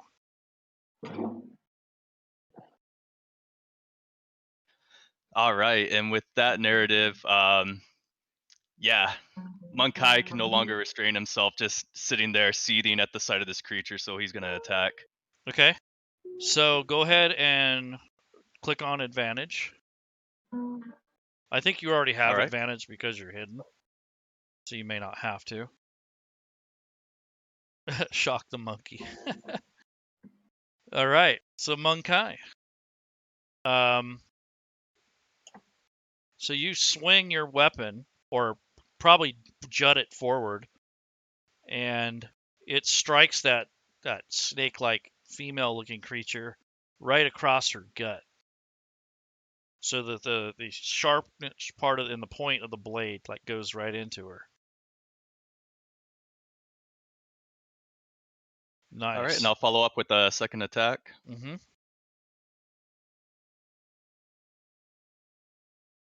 And again, you swing that thing over endo to endo and hit her on the head with the back end of it. And it really hurt. So whatever you did to her, it's really devastating. She seems to be crumpling in pain. Alright, and I'll finish with a unarmed strike. Okay. So you end up coming around with the backside of your fist and punching her in the temple, doing an extra 6 points of damage, which looks like a nice bruise. So your big fist just comes around and just plants one right in her temple. So she's like kind of like swaying back and forth, like, ugh. Anything else? No, that'll do it from Mun'Kai.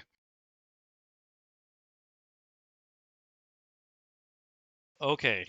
You did hear that. You heard some scuffling going on. Sulsatal.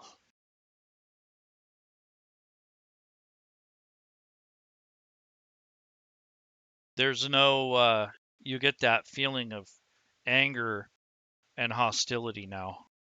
I know actually he wouldn't, because that spell no longer is current, because he used it to try and probe the mind. Therefore, he won't be able to read their thoughts unless I cast it again.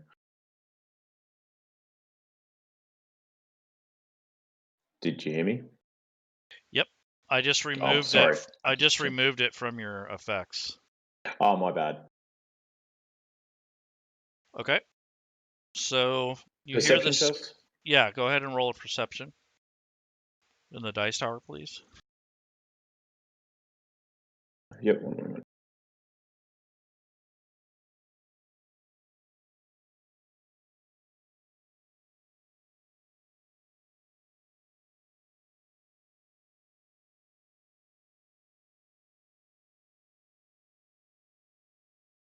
All right. So immediately you notice the movement, and you can hear the sound of battle.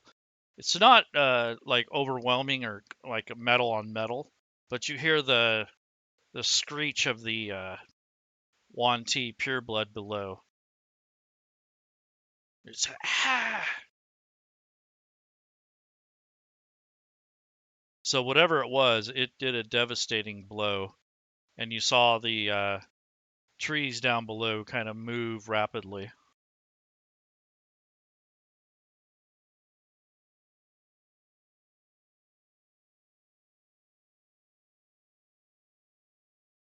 It's not my turn yet, is it, though? Yeah, it's still your turn. Oh, okay, it's still my turn. Okay, cool. I start walking towards crossing the bridge back towards my own kind. Mm-hmm. As I get to about, hang on. So as I get to about there, so the thing as I've sort of walking through, I've grabbed I've pointed to the Pure Blood 5 and the other Yuan'ti on the bridge, and I said, "You two come with me immediately." Okay. So this Yuan'ti, number 5, is basically looking at you and saying, "The mistress told me to stay here." I don't care what she said. Just do what you're told. So do a either persuasion or intimidation. Depends on how you're presenting it.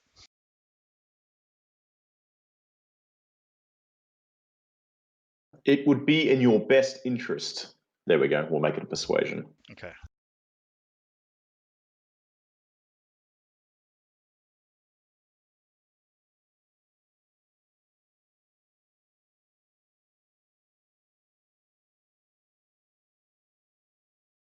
Okay.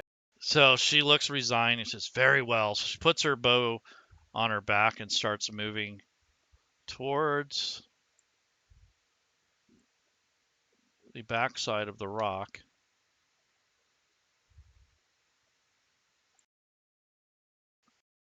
So she's right below Katcha. I don't know if she notices Katcha or not. Well, she's an idiot. She should have just scaled up the rock. Oh well, she can die with the rest of them. Yeah. That snake swarm's also with me too, because it's Okay. on me. That's right. On me. Okay. Yeah, come my pretties. The other one is moved just a little bit out of your way. Okay. Katcha ambush. Anything else?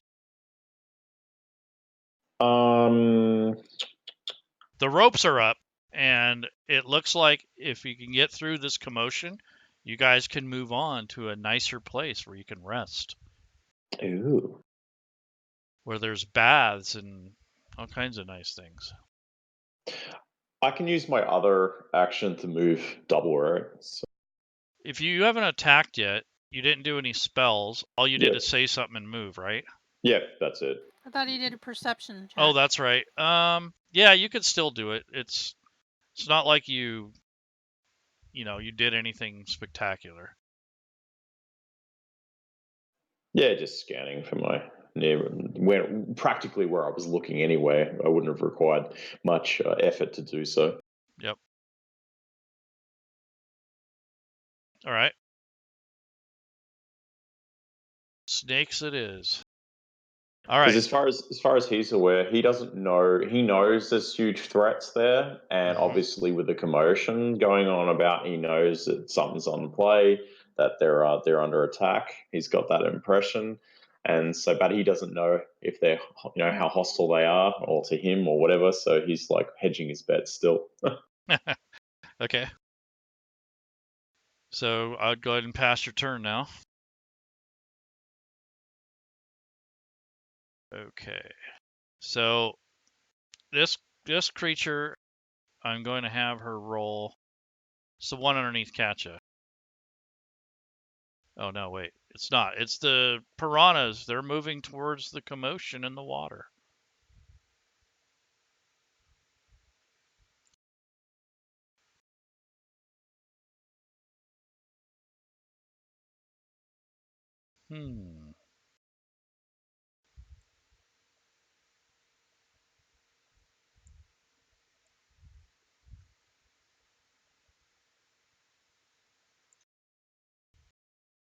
So the piranhas are converging.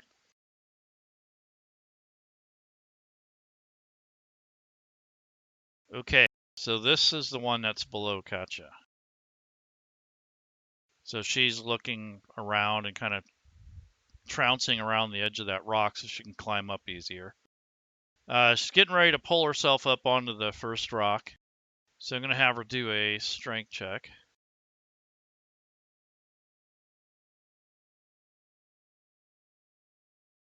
She very quickly just scampers up the rock, and I'm going to have her roll a perception check. Her passive perception is 13.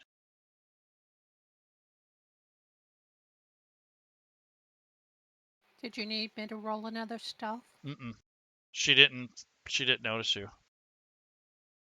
So she's gonna move up onto this landing here and then move up again. Well, when she moves out of my range, I'm gonna opportunity attack. Okay. So go ahead and click the modifier box up on the top right, which is opportunity. There's a modifier, Okay. it's a plus or minus. Yeah, I was waiting for her to get out of range because I have a bow. Yep. I needed her to be in Yep. out of melee range. Yep. Okay, I clicked my opportunity and Mhm. I'm gonna shoot my bow. Longbow.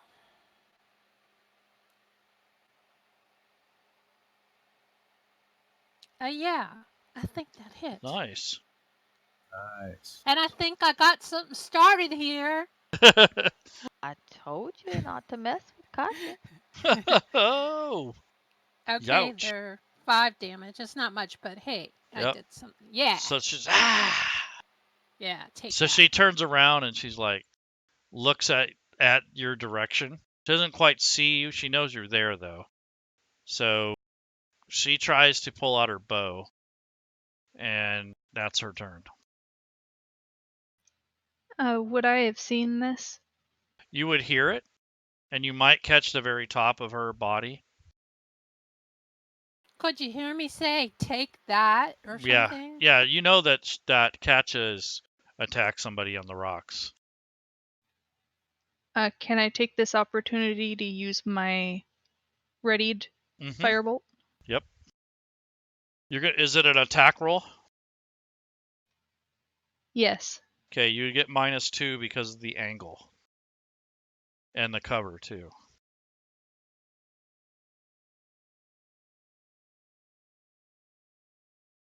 And you missed.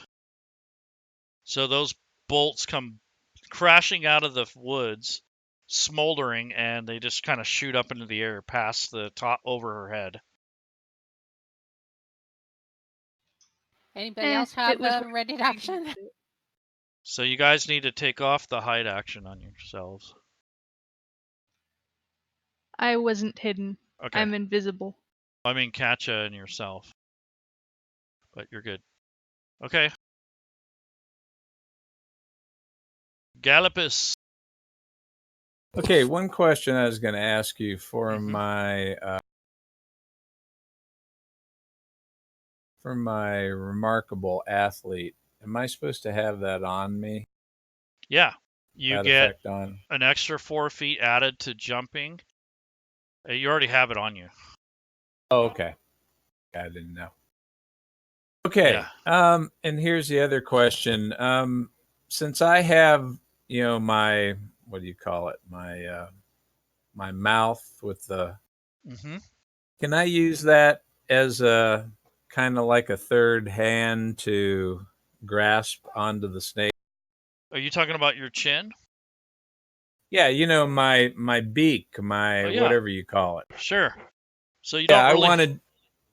I don't have it really coded, but yeah, you just make an attack roll with one of your daggers or something like that. Yeah, and I just not so much damage as I want to get a good grip on him. Oh, okay. So just go ahead and roll the grapple then. Just go ahead and roll a strength check. So you take your neck and extend it out and kind of try to grab him tighter so he doesn't wriggle out.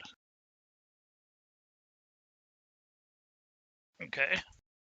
And he is basically trying to break free, obviously. But you got a pretty good hold on him. So I'm going to put the grappled effect on him. Okay. And then since I won't be able to use my my glaive in this situation, I'm going to, because I want to keep a good hold on him, but I'll use my dagger, and I want to attack twice. Okay. You will be at disadvantage because you're basically underwater. Okay. So you don't have a swim speed, but you're okay with oxygen. So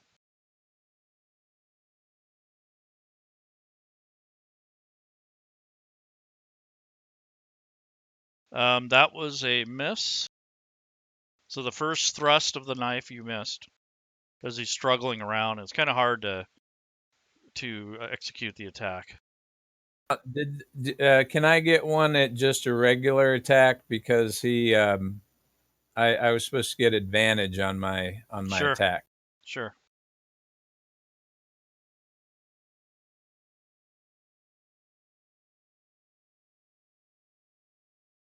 Second one didn't find any purchase either. Okay. All right. So what I'd like to do is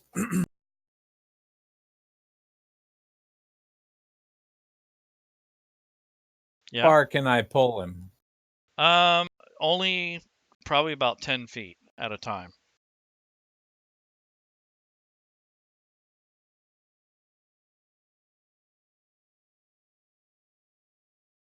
So go ahead and move 10 feet wherever direction you want to go.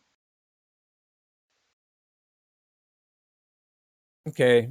And then I want to use my bonus move to basically, since I got a good grip on his on him with my mouth, I want to retract myself back in the shell. Okay. And then clamp down on him so I can let the piranhas do their work. All right. So you're going to use your action surge, correct? Yep. Okay. Well, no, actually, on my bonus move, Mm-hmm. That's a bonus move for the shell coming out of the shell. Oh, okay. Or got it. So I'm gonna use my bonus move. So go ahead and click on the shell defense.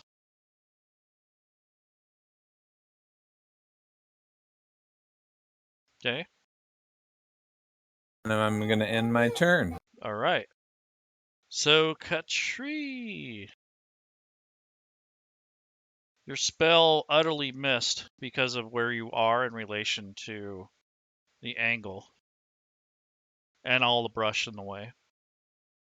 And you notice Mun'Kai had done something to one of the snake folk. Your favorite. Oh yes, I love them so much.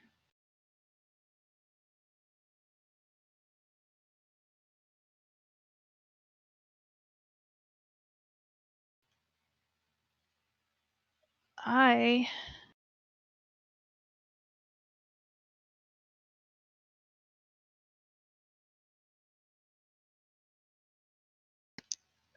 think I'm just gonna move just about there. Okay, so you're stepping out of the brush, basically. Yep, but I'm still invisible. Mm-hmm.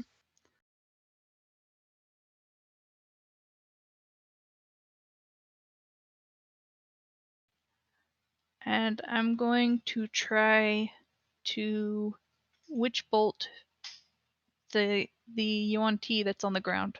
Pure Okay. Blood 3. Okay. Sorry, not witch bolt. Firebolt. Okay.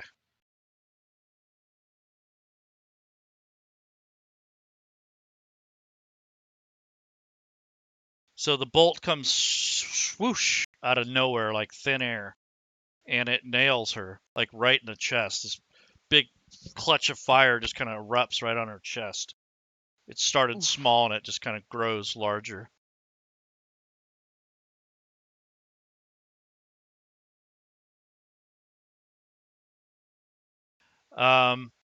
You can see flesh melting off her skin as she hisses in pain and suffering, and she slumps to the ground. In one final hiss, she goes down and slumps to the ground. So first casualty after all that. Wow. Does number 5 see that? I'm sure she heard it. She heard it. But I'm just wondering if she saw it. So did she see like fire or anything from her vantage point up? She probably saw the reflection, or the flash. Khatri, what's up? And she's going to try and move kind of around Mun'Kai, Mm-hmm. and just stay in the bushes for the moment. Okay. Okay. So these kippers come over here.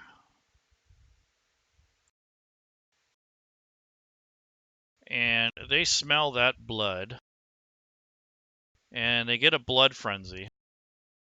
So the swarm has advantage on melee attacks against rolls for any creature that doesn't have all its hit points. Guess who that is?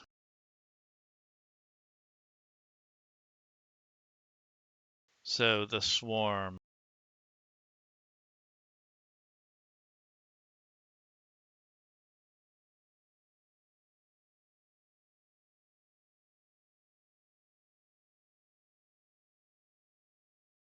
That would be a hit. I should have rolled advantage, but they hit anyways.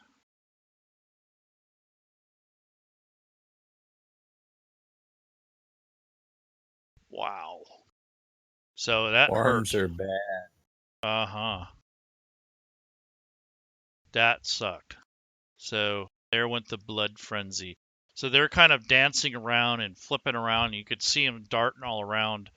Some of you that are looking at the river anyways. The Yuan'ti are looking in horror. Like, whoa! So the kippers did their job. They're going to try to attack you, but you are obviously protected. So they're just going to be gnawing on your shell, basically. All right.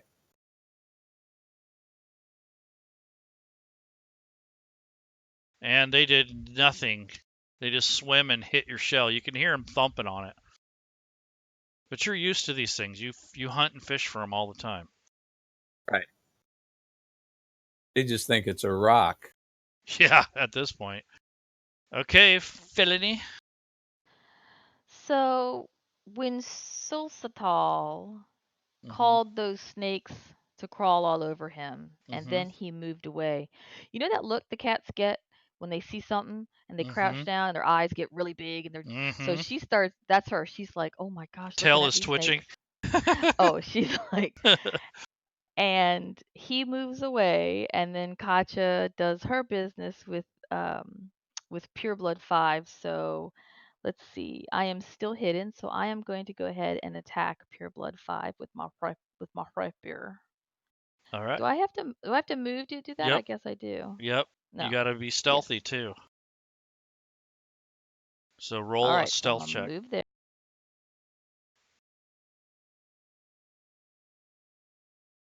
All right. So now you can roll with advantage. But you think you're already hidden anyways. So Yes. go ahead and remove the hidden attribute from you now.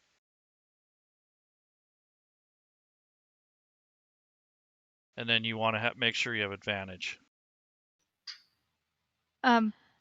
She is still invisible. Oh, that's right. I She forgot. automatically has Never mind. advantage. Sorry. That's okay. Should I still remove the hidden? Nah, Because it's that's not what gonna. says. It might conflict though. So just take that off. You don't Okay. need it anymore. Because greater invisibility is still on me. Mhm. So. Yep. All right.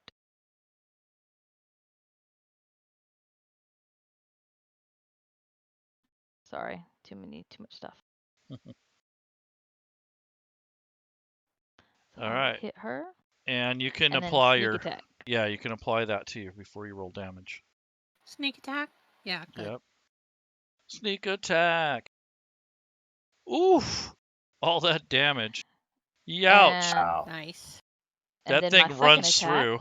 It runs through her. Ouch! So this thing don't have a chance. Ow. And I think I'm gonna I think that's all I'm gonna do for right now since I'm invisible. Just retract your blade.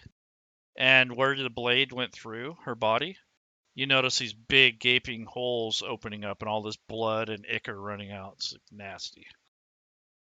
She's like kind of looks woozy. Something bit me. Something got me. Okay, so this guy, all he's trying to do is break from your hold and get some air.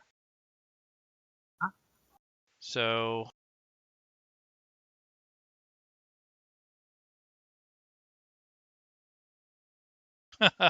fat chance. So he's just making himself bleed even more. So he's just kind of trying to wrestle with you and get out of his predicament. You have him held fast, so he didn't break the hold you have on him.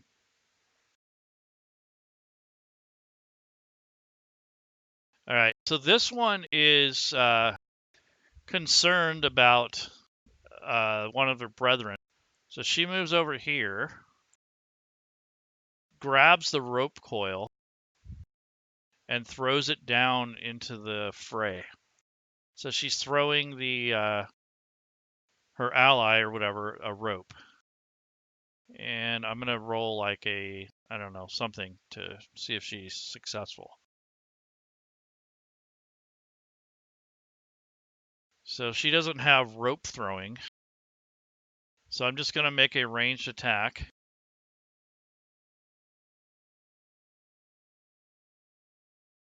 And the rope kind of goes wide to the left. So she isn't able to land it close enough for him to grab onto it. And it starts floating down the river, so nice try.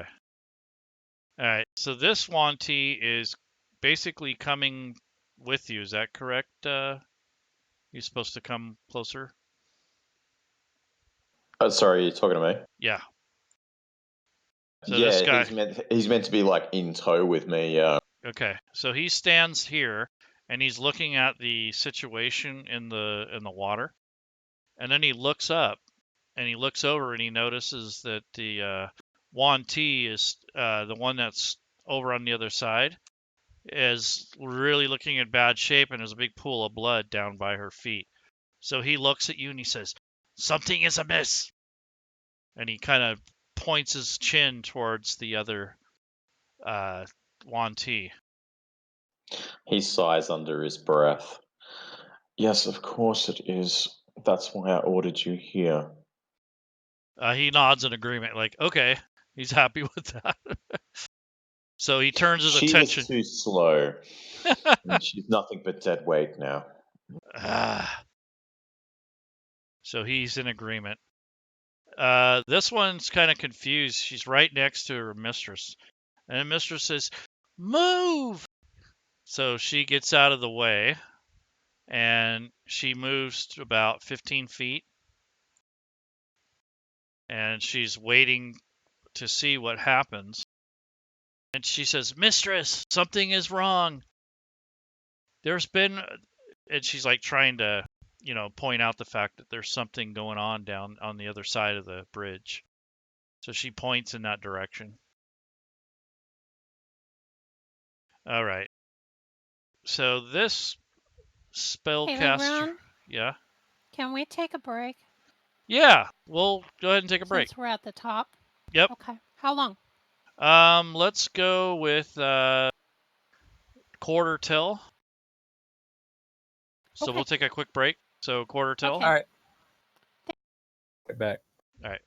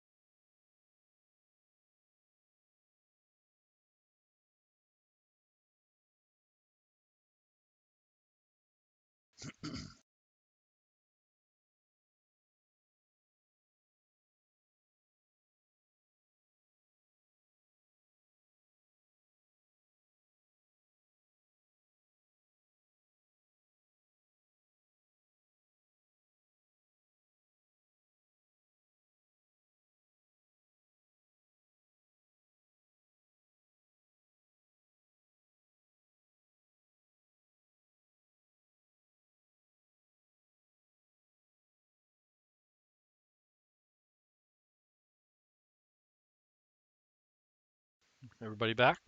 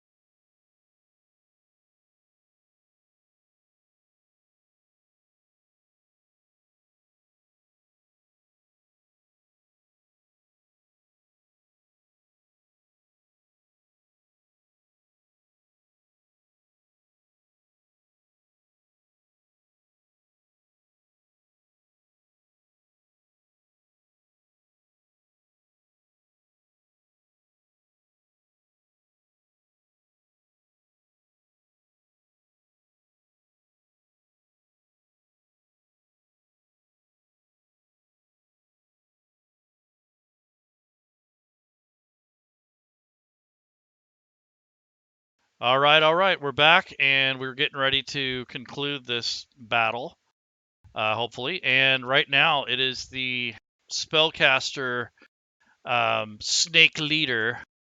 She is out trying to ascertain how she can help the situation. She feels rather helpless because she doesn't really know which way to go. So she's going to yell at her ally, Sulsatal, go find out what's happening.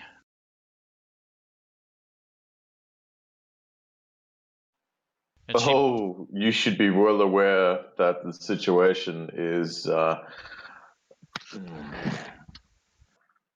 paramount that we stay here. we cannot delay much longer. We will miss the ferry. Well, we might have to miss it. I mean, honestly, we're already down a few. There's definitely a great threat over that direction. Hence, I called them back. Well, the ones that listen, the ones that are quick enough. But let's not, lose sleep over a few minions. She looks very frustrated. She doesn't have any idea where to take her frustration out at. So she's pacing around on the rock, saying, try that rope again. She wants to try to get that guard back. She doesn't have any visible targets. She's feeling very inadequate.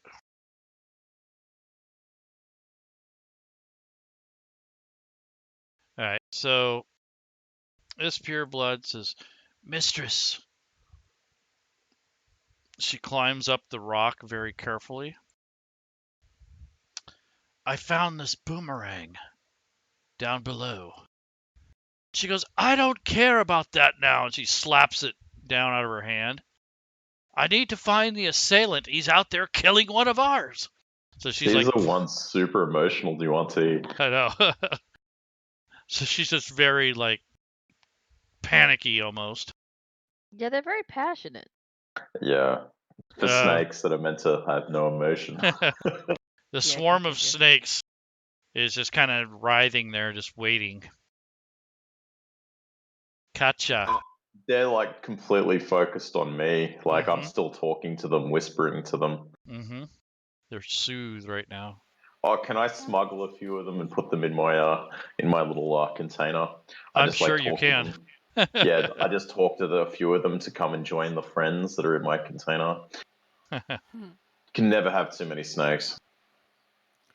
I am going to continue to target Yuan'ti number 5. Pure Okay. blood number. Okay. I will first do Hunter's Mark. Okay. Okay, now IFT goes on me, Yeah. and Hunter's Mark goes on the creature. Yep. And then I will use my bow. Scroll, scroll, scroll. Nice. And So that arrow just goes flying through, right past Felonious. Felony. yeah, okay. That person's Oh, dead. yeah. Dead. Dead. That arrow went And right through her neck. okay, so that was when I did the Hunter's Mark is a bonus action, so there's my bonus action. I do have one more attack though. Okay. And I can move. Mm-hmm.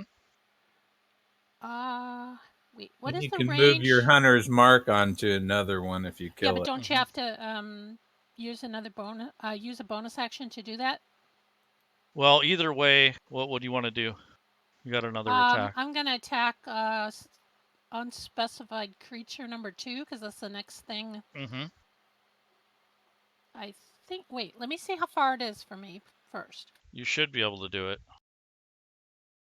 Yeah, it's 60 feet. Okay, I just wanted to make sure I was Yep. with. I mean, I knew I was within range, but I didn't know if I was out of the low Right. range, which was 100 feet. Okay, yeah, I'm gonna send an attack over there. Okay.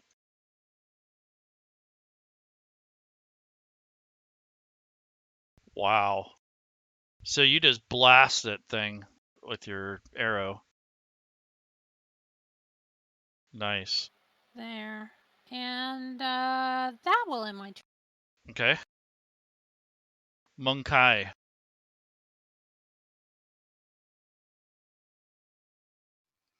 All right. So what Mun'Kai would like to attempt to do Mm-hmm. is he's gonna look at Khatri and just kind of nod his head up towards this cliff, and I want to try to kind of scoop her on my broad shoulders Mm-hmm. and see if she's gonna willingly go with me up this cliff. As a note, I'm still invisible. Okay, that's good to know. So then, Watch your hand placement. yeah, I think with that information, he's probably not going to really know where you are. So I'm just going to go ahead and attempt to climb up this rock on my own. Okay. So go ahead and move up. You don't have to worry about your natural climber. So Damn invisibility, always spoiling the fun. yeah. So you still have movement. So you get up to the plateau there. You've only moved like 15 feet. And you see the dead Yuan'ti laying on there in a pool of blood with a couple arrows sticking out of it. So you imagine it was one of the Tabaxi.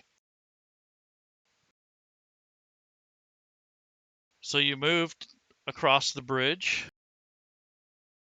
over the River Kwai.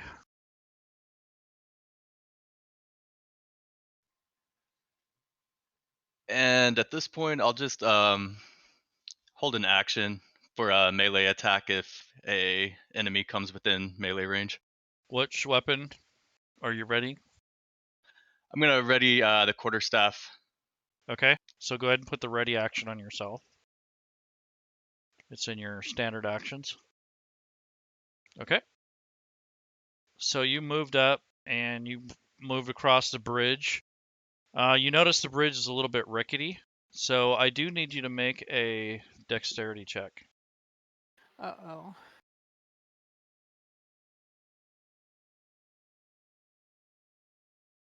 Straight dexterity. You can use athletics or acrobatics, either or.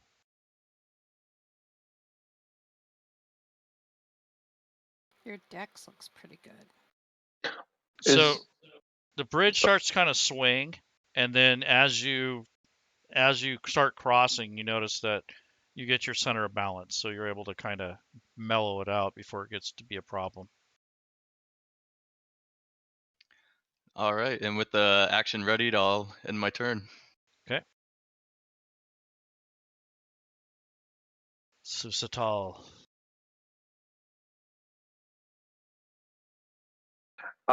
So Mun'Kai is he a Grillion? What is his race?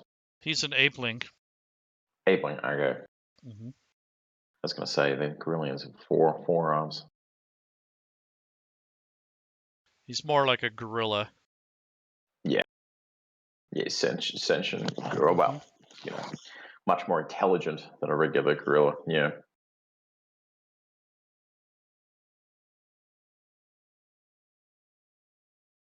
I sort of point over yonder, sort of motioning them interest the lead Yuan'ti behind me, and I sort of point.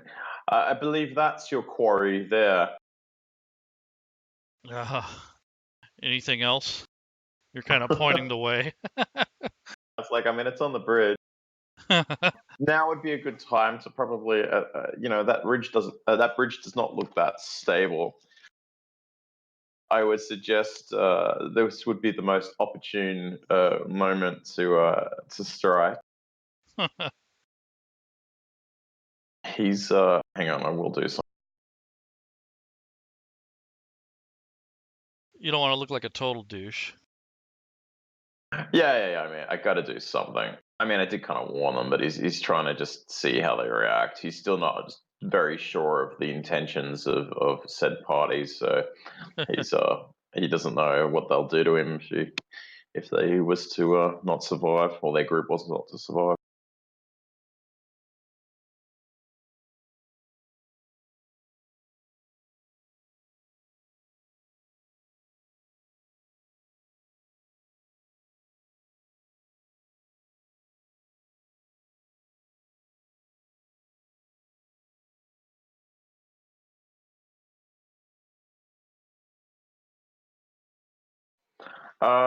Yeah. All right. Since they don't like to kill, as they prefer to maim, I'll sort of keep in line with that. I'm going to cast Sleep on the ape. Okay. So now, what do I do again? I got to drag the dice. How many dice do you get to use to? Because you have to do so many per hit point. So I need you to roll X amount of dice in the open, and I'll let you know if the spell takes effect. Oh, okay. Well, it doesn't have a dice icon next to the spell. It's just got the. What's the description say?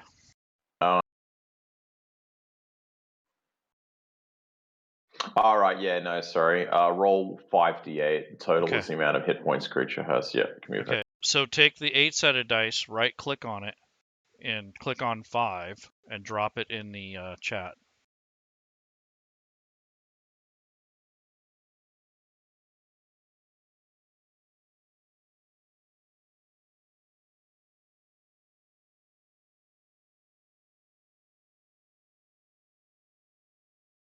Okay. You cast the spell, and you're hoping for the best. It doesn't seem to be slowing him down any bit, so it doesn't appear to be affecting him. What level did you cast it at? Because you can use more dice at higher levels. True. I'm not trying to betray my group, but I mean, when you're dealing with, higher levels, they're going to have a lot more hit points. So I know that. That's why he only used the level 1 that's kind of why okay. All right. Good. Yeah.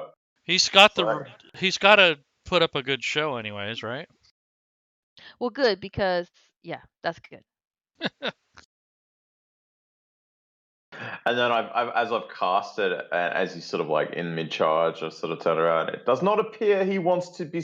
He wants to sleep. She was like frustrated. With that, I still have a movement action, right? Mm-hmm. Because I've only kind of spoken and cast a spell, right? I've still Yep. got a movement action, yeah? All right, That's so right. I'm going to move a bit further back from that charging ape. Here you go. Here's all the room you can need. I'm just going to hedge myself over there with the snakes and just.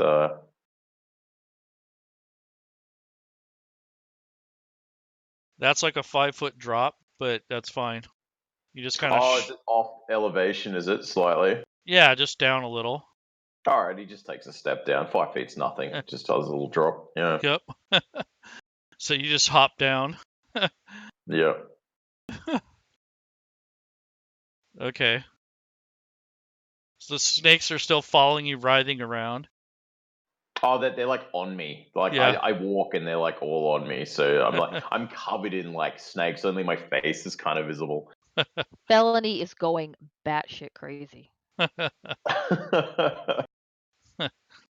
Are you done with your turn? Yeah, man. Oh, Okay. sorry. Okay. The kippers.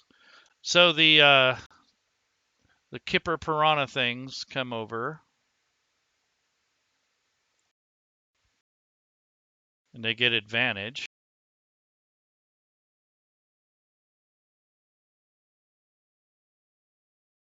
Let's see. So they are going to attack first the bloodied Yuan'ti guard.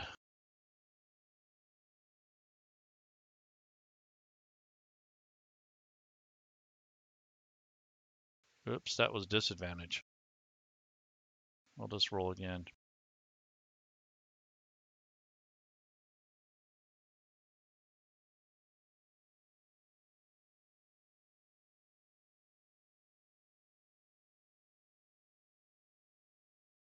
That's better. So they hit, and they're all surrounding him and taking big old munches out of him. So that did not feel too good. So he is definitely at a loss. I mean, he's bit up in all places. So now he's got 2 swarms of these things. And then some of them try to attack you. They do not get advantage. So they attack Gallipus and miss. So basically they're just bouncing off your shell. Right. So the next group comes and they swim over to the opposite side. And they can move through because they swim over and under. Advantage on that attack. So a swarm of biting piranhas. Wow.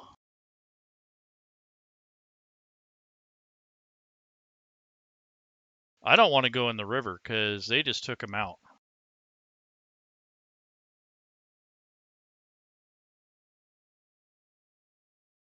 I saw this I looked over from a little point and saw this huge like thrashing of water and just this huge pool of blood just appear in the water. I'm I kind of cringe. I'm like, ooh. Not a good way to die. Yeah. And they attack also our friend in the water.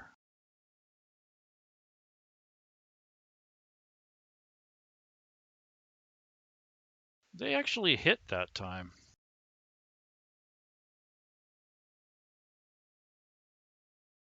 Yeah. Oh, shit. So they got a hold of something. Maybe they swam inside of the little hole or something. I don't know. But they chomped on you a little bit. Okay, Gallipus. Okay, I'll assume the bottom of the where I am has kind of a silty, muddy bottom. Yep, it's about 25 feet down. Yeah, so I'm gonna basically use my action to basically burrow, go straight down there and burrow into the underneath the mud like turtles do, so they can't get at me. All right, cool. So that'll I'm gonna end my turn. You got it.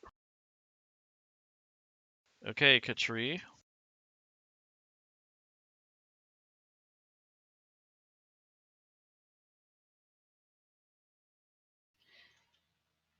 So it was a 15-foot climb, so I could probably move maybe about there. Yep.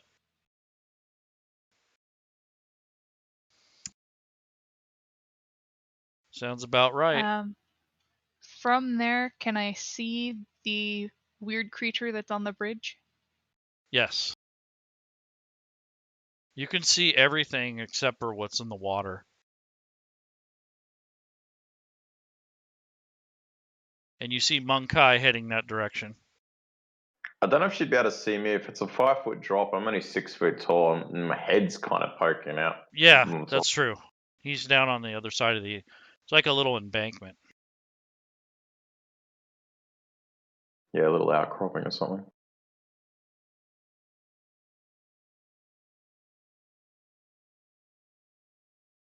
Boy, they didn't plan on this becoming such a chore to get their equipment. No. That one on the bridge, that's an abomination, right? So it'll have like a humanoid body with a snake thing and the snake head. Yep. Yeah.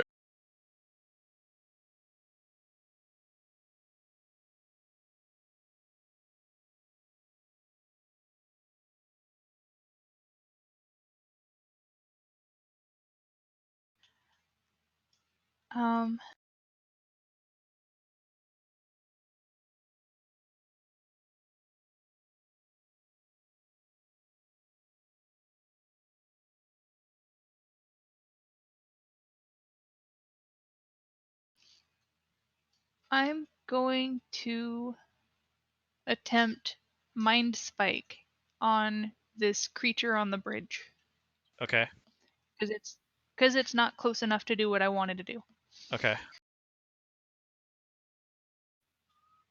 And that is a saving throw. Okay. It failed its save. So whatever you're doing, it's hurting it. It's putting the hurt on him. Well, I do damage. Wow. Okay. Okay. Ouch. And I now know where it is for the next hour. Okay.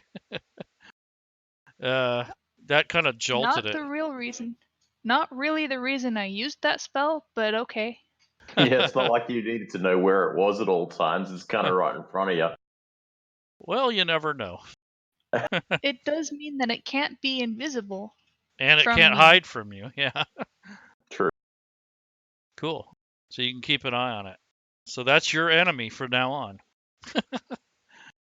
That's your mark. Until we inevitably kill it. Okay. And she can't. Nope. Okay. So. Oh, that was a 2nd level spell. Wow. Okay, everything's okay. All right.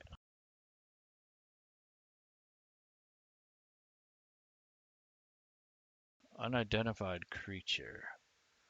You know what? We are identifying them. Kippers. Kipper. Kipper salmon. Yeah. Okay. So the kippers are swimming around in a frenzy around where you basically burrowed. And they are at disadvantage.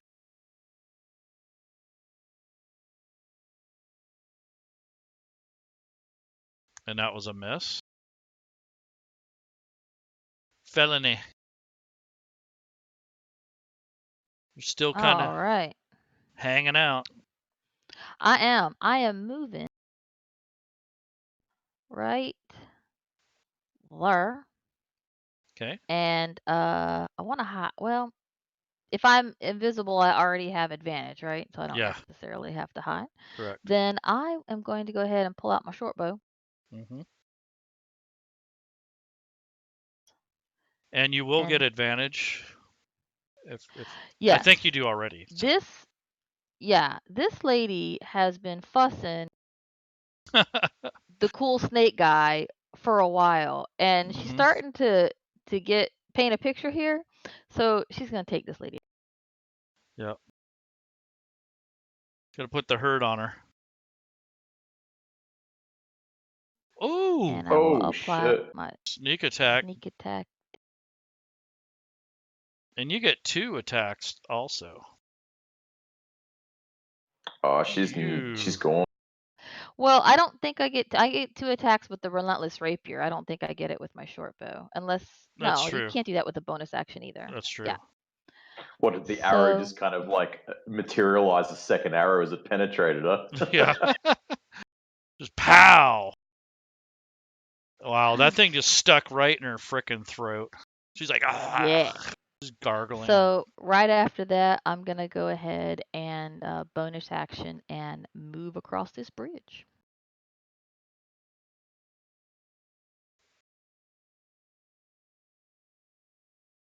Personally, I don't think Tabaxi would need to roll a dexterity save against such a rickety bridge. They're Tabaxi. No. Oh, well, yeah. I'm Super just agile. gonna. Yeah, I don't want to go past this Mun'Kai. dude, so I guess I'll just go right up to him. Okay. There, 25 feet. All right. So you And just kind that of will end my turn. scatter around.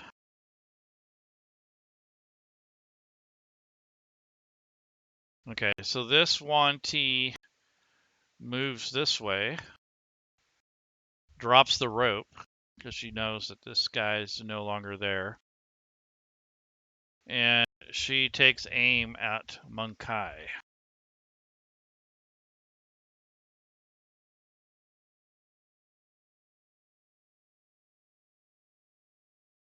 And that snake-looking arrow, it goes zipping out of her bow and lands right into his shoulder as he's running across the bridge. So that is her turn.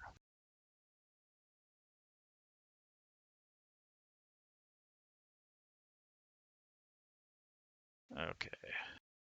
This guy is, he senses that you're there, but he doesn't know you're there. He can smell you.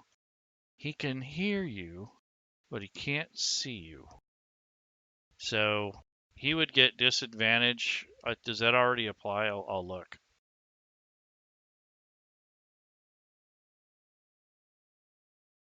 Yeah, he missed his bite. And now he's going to use his claws. He's just slashing at midair.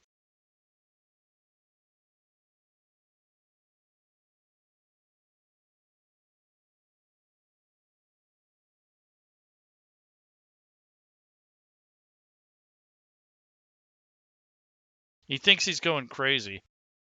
He just went whoof, whoof.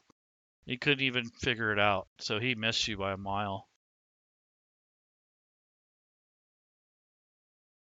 Okay, so this one moves up. It's one of the Yuan'ti purebloods. How far is that? 30 feet.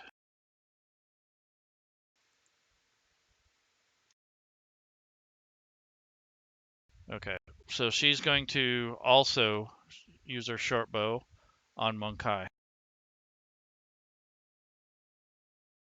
And she misses. Okay, Snake Bitch is very distraught. She's going to use her Eldritch Blast.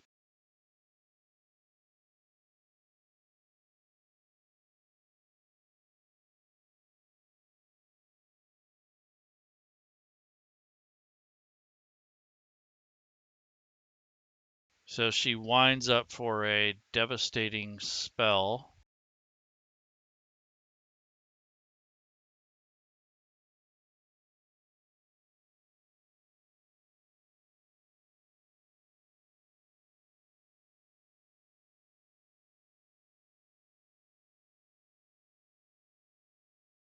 Can I roll a perception test? For?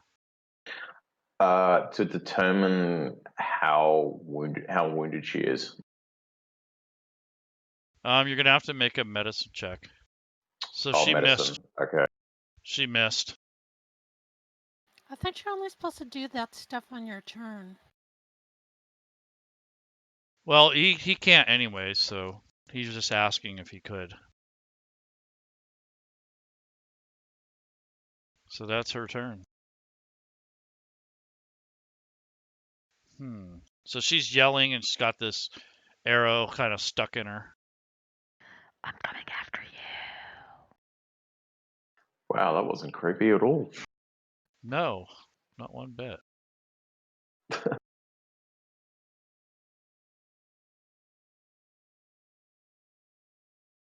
All right.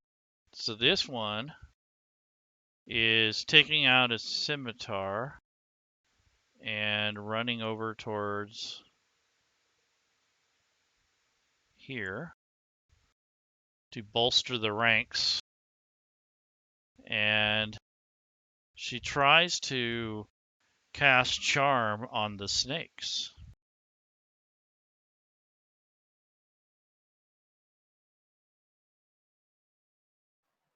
Hang on my snakes? Nope, but it failed. They're talking to me. Bitch has got some nerve. I know, I'd have been mad. She's like, well, he ain't doing nothing with them. So the snakes they just stay put. They go nowhere. Looks like Katcha's turn. Okay, I'm gonna move up to the edge. I'm gonna guess that's 30 because I had to climb up the rock, right? Didn't you say there's a little higher? More than that, it's 15 feet. You're already 10 feet up. So Okay, yeah, that's then right. I don't want to go past my thing. You're letting me go there for my regular thing? Yep. Okay. There you go. I am going to use bonus action, put a hunter's mark on, wait, gotta scroll down on myself, and I'm putting my hunter's mark on the spellcaster. Okay. And don't you have that other thing? Colossus, I was pushing the wrong button. Colossus, Slayer. yeah, because she is She's wounded now. wounded. Well, actually, she was wounded before, and I forgot about it. That's okay. Okay, so there. Now she's got 2 things on her. Let's hope to hell you hit. I hope so too. Whoa. Yep. Oh. Ouch. Nice. Oh, very Ow. nice. Wow. Second attack. Yep. Yep. Bye-bye. Owie. Dang, she's still alive. That's because I got this dumb 1. Okay, that will end my turn. Okay. That was badass. Mun'Kai, you feel That's the what they sting. pay me to do. You feel the sting of that arrow burrow into your left your left shoulder as you're kind of gorilla walking across that bridge. All right, and the pain of that arrow reminds Mun'Kai that he knows how to deflect missiles in the future. But Mun'Kai is gonna cautiously, but somewhat hastily, try to move up. He knows that one of his allies is, he probably felt the bridge move beside him, and so Felony is still. All right. Felony's still invisible. Yeah. So I want you to make an athletics check, because what you're gonna do is you're gonna move forward. You're gonna feel her presence, drop down and swing yourself up. Like swing around. Gotcha. Okay. So roll advantage and then roll a athletics check. So it's only 1 person wide on this bridge? 1.5. Gotcha. You said acrobatics with advantage? Yes. Because you are a natural swinging Oh yeah. So you you probably just need to take the bridge. You could probably just jump over it with your yeah. So you move here, but you can't end your turn in her square. So one of you is going to have to go.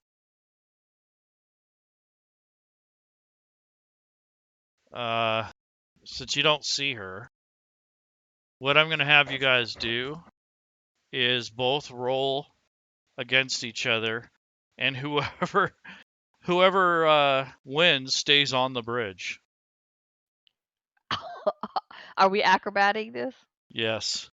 You're going to have an acrobat off. Acrobatics contest. An acro. Okay. Oh, wow.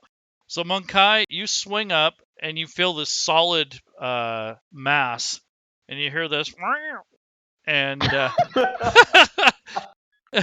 Oh when you no. step on a cat's tail or something like that, and it kind of startles you, and you kind of stumble backwards and you fall down into the river. No. So I will give you one last reach. So you can reach out and try to grab the edge of the bridge before you fall completely down. The only Can I problem try and grab is, him too? He um, probably pulled me down with him. He's heavier. yeah, you don't want to do that. I mean, I'm just saying, you could. He's like 3 times your weight. He would drag you down. So you have a chance, Mun'Kai, to hold on, or you can just take it. Can I help him? Nope. I'll try to hang on to Not the really.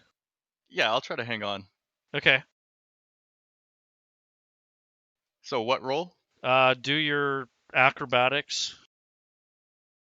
This is just to reach out in time and grab the edge of the bridge. Is Okay. it possible he could also jump off at the same time towards the nearby tree? Yeah, he could, but he still got to grab the edge of it. Ah. And now you need to make a strength check in the dice tower, because if you don't, you're going to break the bridge and everyone's going to go down with you. Whew. You're so lucky. So you're just dangling there on the edge of the Okay. bridge. You're not in the water, although your feet are nearly down there, and you're kind of splayed out. So you have a choice. You either just plop down into the river and make a swim for it, or you make another acrobatics check to swing across into the trees. Could I also, since I have the adept climber that allows me to climb on ceilings, could I climb on the underside of the bridge? Yep, you sure could. Yeah. Yeah, I wish I would have thought of that before. I guess to be fair, I didn't know where Felony was, but Mm-hmm. so another So- acrobatics check. So now you can, do one more acrobatics check, but now you're on the underside of the bridge and you can occupy the same space as her. Okay, and I would be trying to go to the underside and then kind of cross over behind this creature in front of me, and then swing up back on the top side of the bridge. Okay, so let's do the roll. Yeah, no problem. So that was close. You guys hear the strain on the ropes as he's climbing across. The ropes are going, and the wood is kind of flexing and it's kind of getting rickety.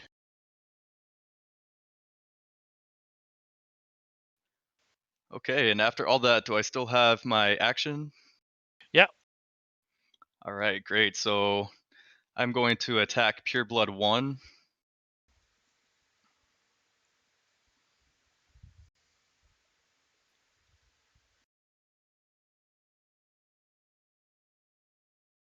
Nice.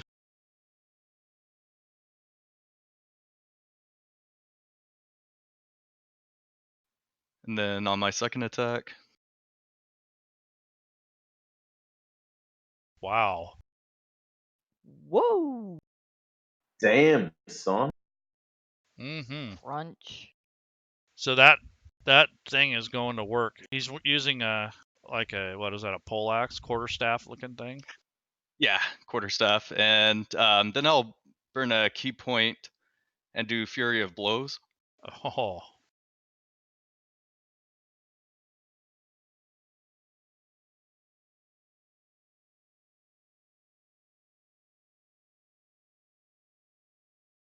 Ah. So the follow through didn't quite make it. I wish I could have So given there you was some my Vartigate. there was the second attack with Fury of Mhm. Blows. And that hit.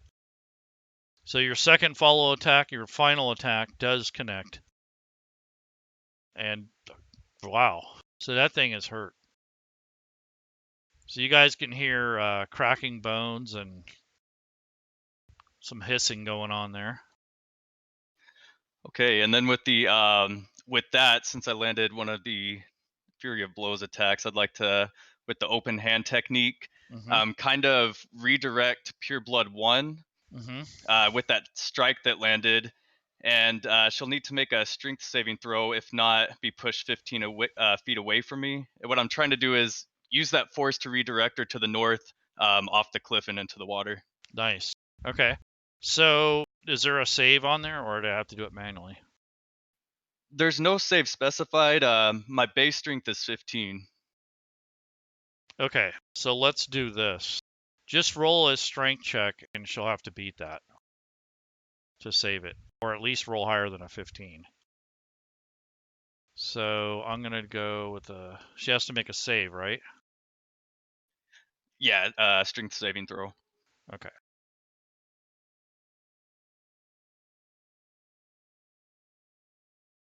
Wow. Okay. So you're able to do so. So she goes Man, up and over the edge into the water. I just pitched that whole thing just happening, man. Man, she got wrecked. She went down and she took a couple points of damage. She kind of rolled off the edge of that cliff and into the water. So she hit a couple things on the way down. Might attract the piranhas out in the water. Right. Well, she basically died. So. Oh, she died. Okay. Okay, Yep. I didn't know. She hit the was that rocks close to and death. she died when she hit the water, basically. But To the be piranhas honest, will go I just- after you, though. Yeah. That's right. To be honest, piranhas would just go straight for that because it's easy kill, easy. Okay. So they're and leaving you then, alone. Mun'Kai turns Yay. back to where he thinks he stepped on his cat friend and just kind of gives a wink, and that'll end his turn. Okay.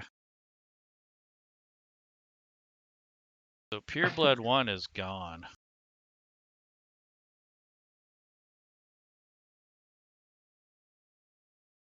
Time for me to make my play. I notice. Right.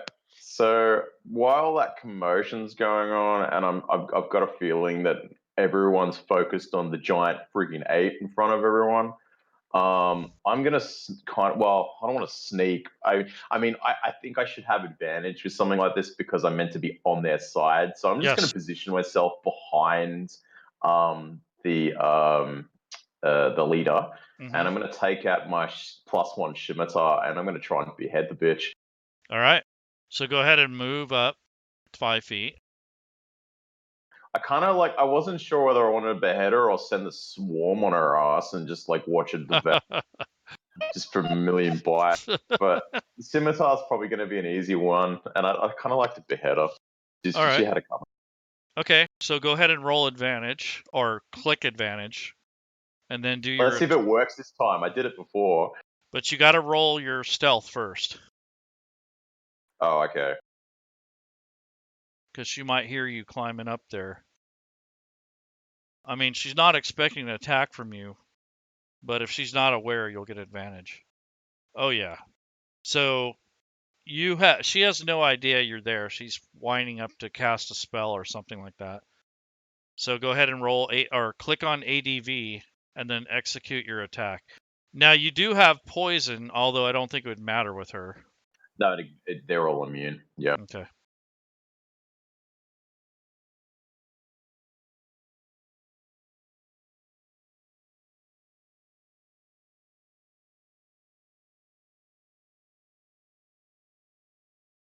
So all you have to do is just drag the dice onto her from your weapons on your actions tab.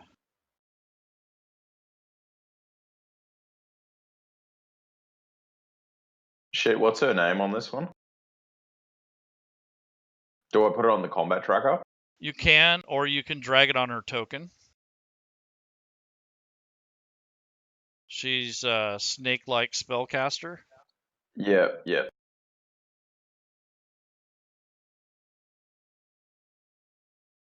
Oh my god. No. Wow, no. I knew that'd fucking happen. I saw it. You have any bonus actions or anything? What about your snakes? Do they Yeah, attack? I can let's just use my bonus to tell the snakes kill Okay. after I think, because they're practically on me. They could easily just Yeah. swarm her ass. Right. So when it's their turn, they can swarm her ass. Yeah.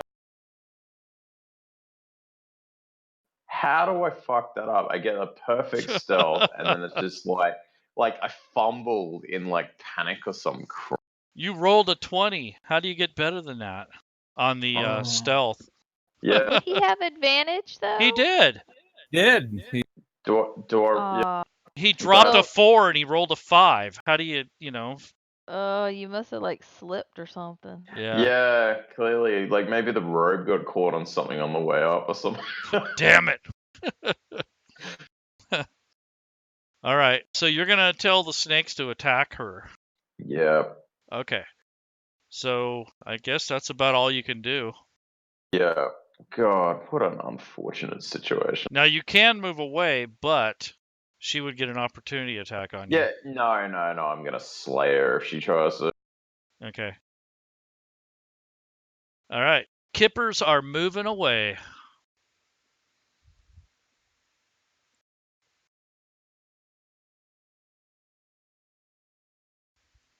That gives you a little breathing room there.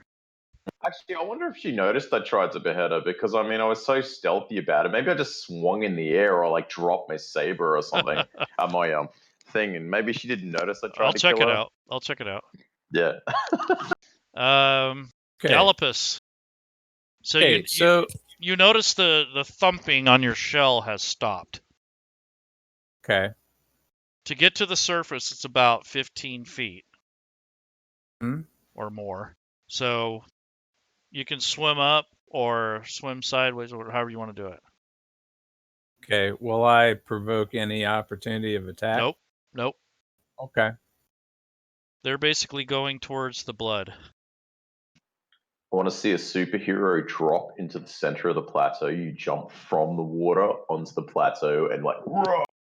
Land like Iron Man. Yeah, pretty much. Okay.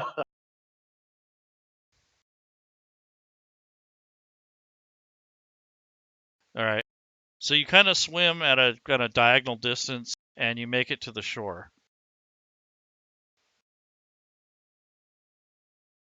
All right. And did I do I notice, because I know the turns are kind of all the same way.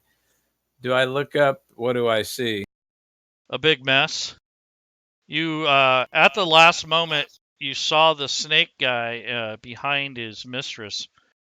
You weren't sure what's going on there, but whatever it is, it's strange. Maybe he was taking a swing at her or something. Nah, You didn't see maybe that he part, scabbard. but Yeah, I think maybe he was like trying to pull the blade out and it got stuck in the scabbard or something. but you're wondering what he's up to. Yeah. So I think what I'm going to try to do is, can I try to hit the Yuan'ti Pure Blood 2? Yep, With you'll my have boomerang? you'll have you have a 2 of those, right? The boomerangs. Right. Mm-hmm. Okay. You'll still have a -2. All right. But if you do the same arc, you can get a like almost like a advantage. So I Come want on, to let's see see your those magic arc. numbers. Let's see your arc.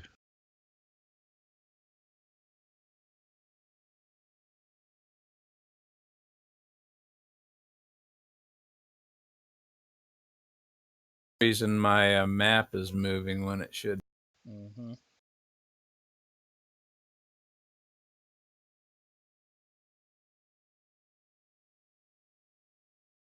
Oh, you got to take off your shell defense too, by the way.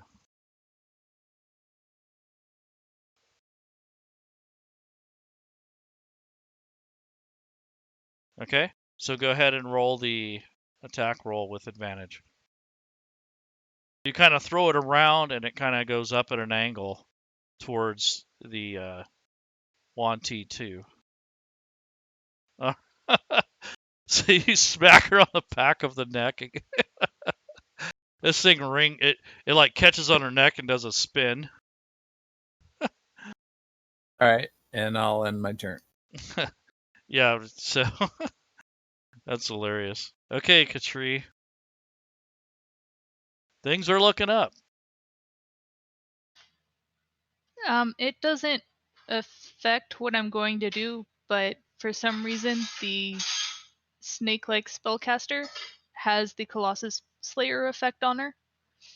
Yeah. That was from me. If she attacks with that on, she will get that extra damage. Yeah, I did, didn't I? Last time. Not you would get it. I mean, if the spellcaster attacks with that effect on Did to I a put the wounded wrong character effect on itself. her? Where is she? Oh. Don't tell me that. I'm standing right next to her. Yeah, somehow she or got the wrong mark on it. Yeah. Hunter's mark is fine. That's the right one. I just noticed that when I was looking through the combat tracker. Yep. Thanks. Okie dokie. Khatri is going to move up to about there. Okay.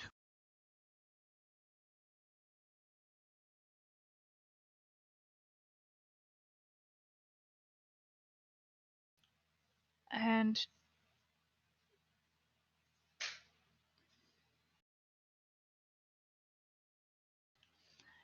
now I have a decision to make. Do I continue attacking the thing that can't hide from me?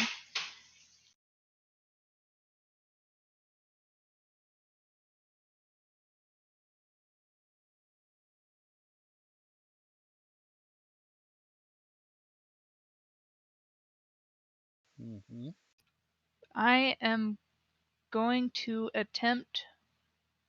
Well, actually, let's see.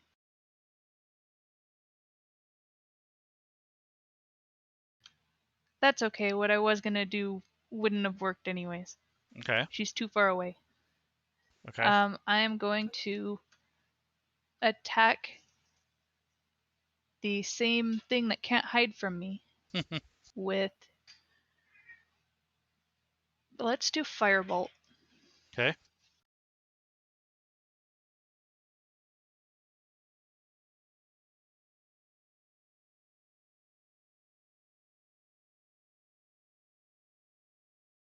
Nice. Oh, no. So these bolts of fire come blasting out and just kind of like melts into his skin.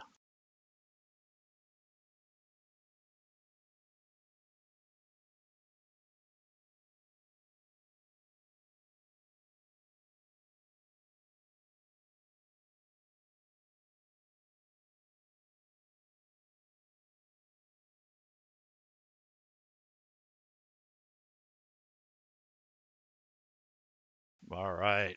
He's out. That took care of him. He is down. Good job. Khatri, you kicked its butt. Its body kind of just slumps down and rolls off into the water with the kippers. They're eating good today. Yeah, they are. What's that? Gorging. So this kipper is going right where he rolled off. So that swarm is right there. Right underneath the bridge.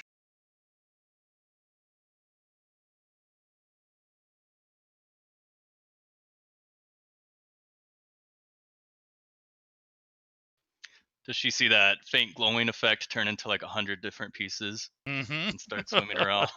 Yep. And then a big pool of blood. Okay, Felony. There is a movement that is already attached to me, and that is the one I want. So just move me 25 feet right up to her, and I'm gonna just get her with the rapier. Oh, I Okay. wanted to finish her off. With the snakes. It would have been poetic. You have your I could. you had your chance. I did have my chance. Failed miserably. The curse of a bard. I know. Wow. Okay.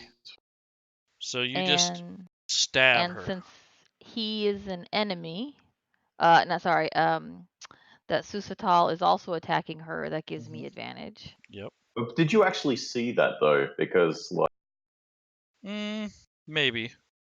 Maybe. I am well, I mean, if I don't definitively know, then would I get that at sneak attack or not? I don't know. Yeah. Well, I'll let it ride this time. Okay. Let it ride. Let it ride. Oh man. So I just take my relentless rapier and I just cut it right across her throat. Yeah, I think she's dead. you generally stab with the rapier, maybe you skewered her through the heart. Yeah, you just ran it right through her throat, right where the arrow was. You're just opening the wounds up bigger. And then Felony's gonna look up and look right at Sulsatal and just say, "Hi." All like, hey, how's it going? Yes, that's it. All right. Oh, Well, wait a minute. Do I get? No, I think I'm gonna stay there. That's good. okay. So this one She gonna moves. pick up the other boomerang? No. She just watched her boss go down. She's the one with the scimitar. Well, they all have scimitars.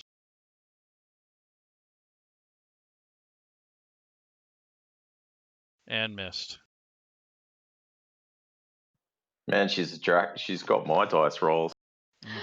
Okay, so wait a minute. I forgot that I'm invisible. Yeah, you're So invisible, but she's attacking nothing. So basically, the snake lady, her throat just kind of opens up in midair. Yep. Well, whatever went through her throat. Disembodied voice looks at Sulsatal and says, "Hi."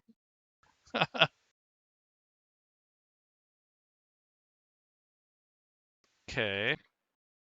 So this one moves over to engage Mun'Kai. He gets 2 melee attacks.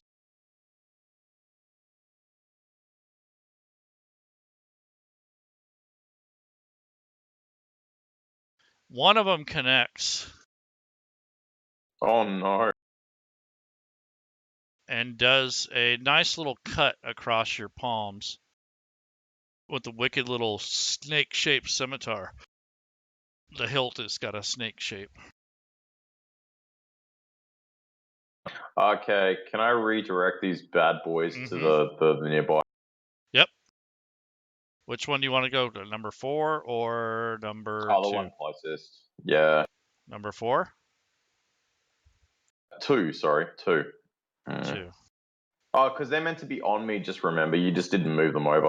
They're on that's me. true. That's true. Yeah. So once she kind of went down, he struggled to get the scimitar out of his sheath and bumbled that. Then he watches the doesn't see the Tabaxi, but he sees the mistress's throat get slit open. He immediately directs the snakes to lunge and attack at the thing and swarm at her. Okay.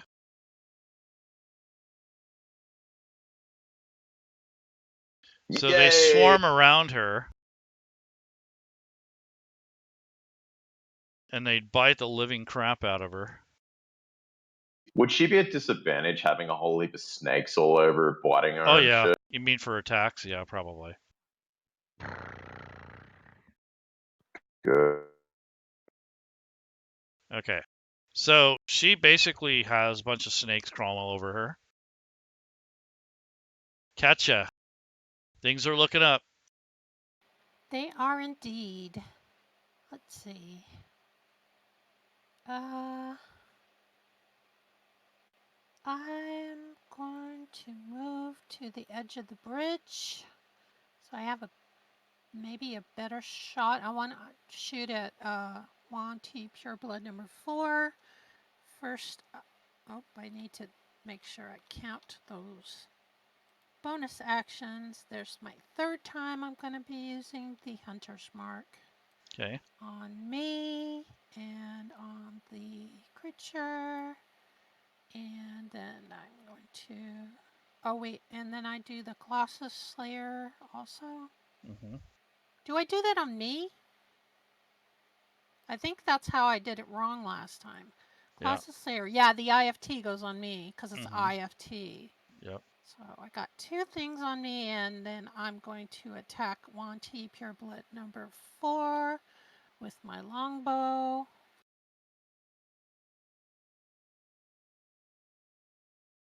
All right.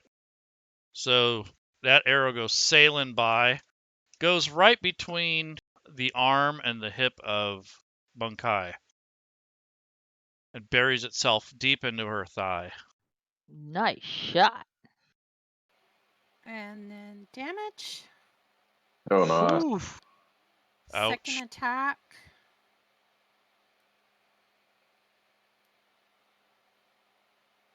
Another arrow follows the same path. Damn, will you Whoa. die already? Whoa. Yeah, I'm not, end my turn. That did some damage. Mun'Kai, you see this 2 Pretty arrows sure. zip by you. All right, yeah, he's gonna make a double-handed attack with his quarterstaff. Okay.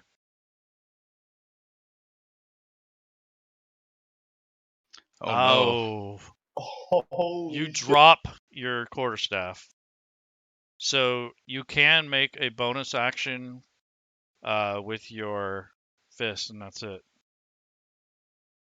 Or you can All right. fetch your staff. She's looking pretty hurt, so I'll go ahead and make an attack. Okay. I think that last scimitar thing kind of threw you off balance a little bit.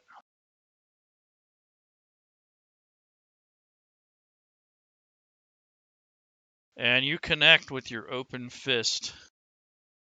You just drop your staff and slap her. Mm-hmm. You Oh! kill her. Oh! Oh, crap. He kind of shrugs. He goes to swing it. It like flies out of his hand. He kind of shrugs midair and just like, pow. Bam! Probably does a shoulder or elbow smash. Nice. So that turned into something good for you anyways. Good fortune on you. Did his quarterstaff go in the water, or is it just on the bridge? You know, he did roll a 1. So I'd like you It's to roll a right with the d4. piranhas.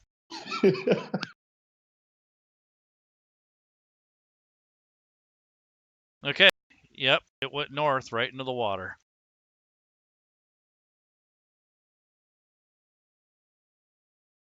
So that's where your staff kind of flew and dropped down into the piranha territory.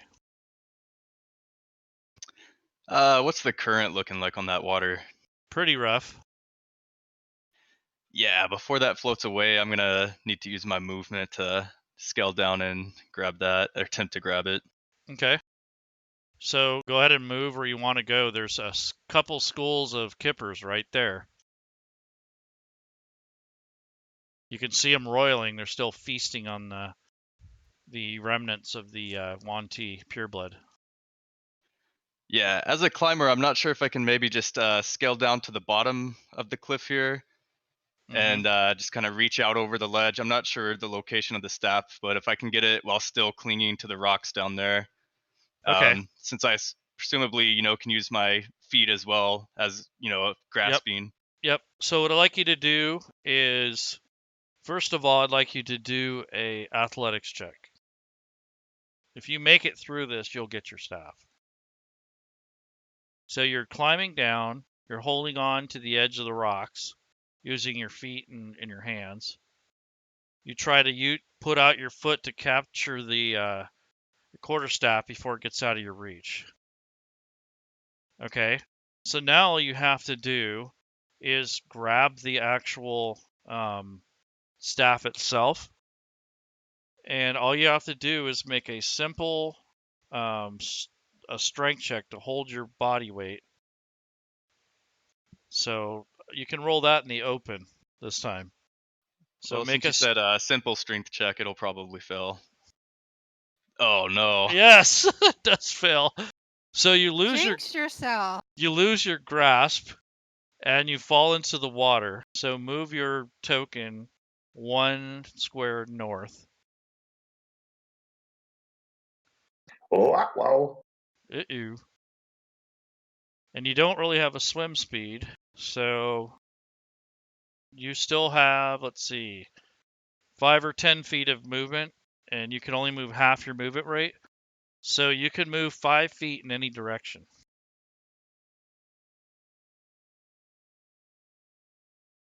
And you can feel those things swimming around. And you are wounded.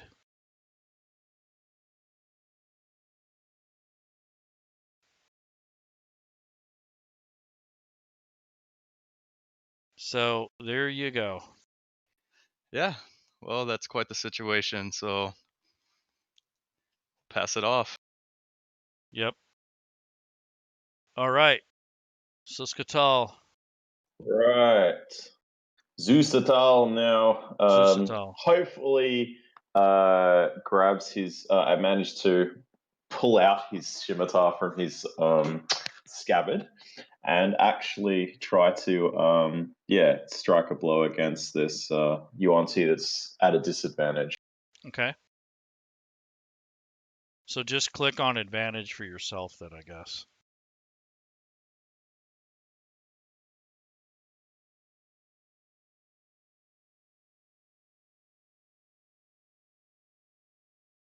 Yes. Yay, I did something. No snakes were killed in the making of this movie. That's right. Not yet. Hey, what are you trying to imply? I'm a snake. I have no pupils left. I am eyeballing them snake. Oh wait, where do I do the damage roll? You just drag it onto the target. It should be on your actions tab, whatever weapon you used. There's a 1D whatever. Drag that number onto the target or into the combat tracker. All right. So that blade just goes slicing into her. And luckily you didn't take out any of your snakes. Nah, they were in one with me. Mm-hmm. I'm like the hive mind. Yep. That's right. Anything else? Bonus actions? I don't even know if I've got any bonus actions, to be fair. Check your bard abilities because bards tend to have like bardic inspiration and those sort of things.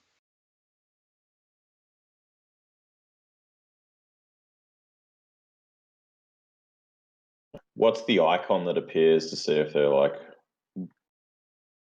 Should be a B in your spells. Yeah, there'll be a little bee next to it. Yeah, bardic inspiration is definitely. You know, I forgot, but you have psychic blades.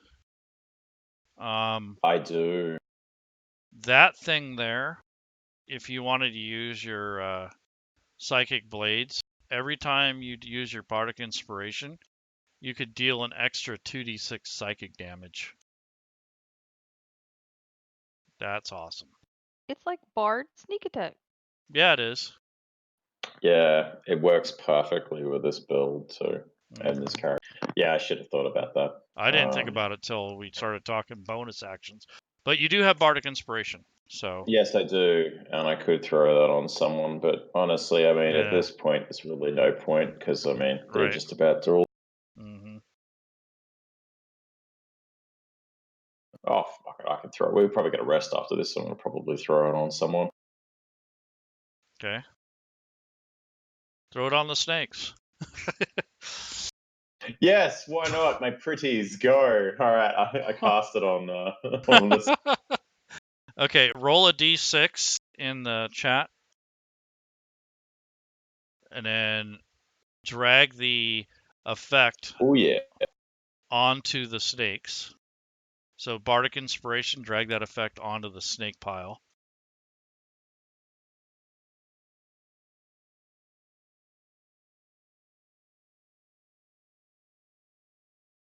And I'll keep Is that that. right? Yep. And I'll keep that modifier in mind. So that'd probably end your turn. Yep. Okay.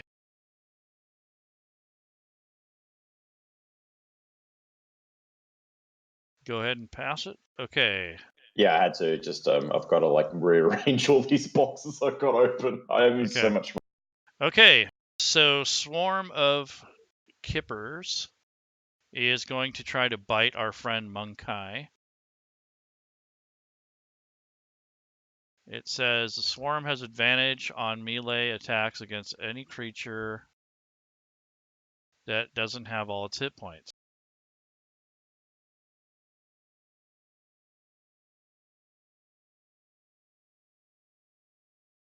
Ouch. Oh no, my favorite. What's going on? That did not feel too good. Holy shit. You just got raked by a whole bunch of kippers. Another swarm of kippers comes over. No. Same Is thing. that piece of wood really worth it? Yeah. To let just so you know, we're in a frigging jungle. It's pretty easy to find a piece of wood and shape it to another quarter Oh staff. crap. any of his monk ability to This one mitigate was that? cool. Whew, Oh okay. my god. Someone's gonna have to do an empowered cure wounds when he gets his ass up out of here. Gallipus. You heard something fall into the water. And that's about all I can give you. And you're watching the action up on top of the rock. Okay, did I see Yeah. Sulsatal? Mhm. Sulsatal Yep. attack one? Yep. Okay. Well, what I'd like to do, since I probably don't know what happened over there, I'd like to use my glaive and my athletic ability, and I'd Mhm. like to kind of use it as a pole vault Okay. to get up within striking range of that Yuan'ti pureblood number 2. Sounds great. So I need you to roll an athletics check in the dice tower. So you plant that thing down and you go to push your weight up there and it sinks down in the soft ground and you fall and hit the jungle floor. Oh, All righty. So you tried to pole vault and that thing just sunk into the ground and you just kind of failed. So shell up or shell down? he's okay, but he's a little indignant and he loses his turn. So All right. sorry. Nah, hey, that's the way it rolls. Okay. So this group of kippers is still feeding on the piranhas. There is a chance, though, that they sensed him fall in the water and the new flow of blood attracts them. So what I'm going to do is, It's yes. Khatri. Oh, go ahead, Khatri. Go ahead. I was just saying it's not the kippers yet. Nope, but that's what they're doing.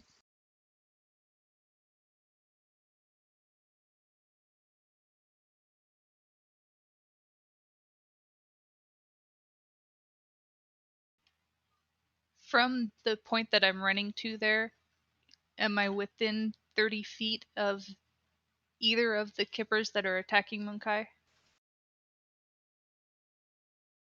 Yes. Okay. I am going to attempt Witch Bolt Mm-hmm. at level 3. Wow. So you're not playing around.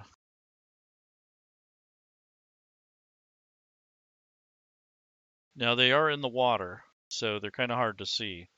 I don't know if that has anything to do with the spell, but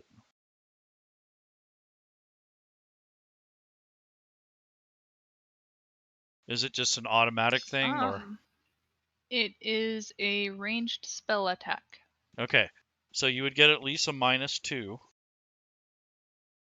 I mean, you could see the fish swarming around him, but you're not able to necessarily target the center of them very easily because they're moving. That's okay. Yep. I still gotta try. Yes.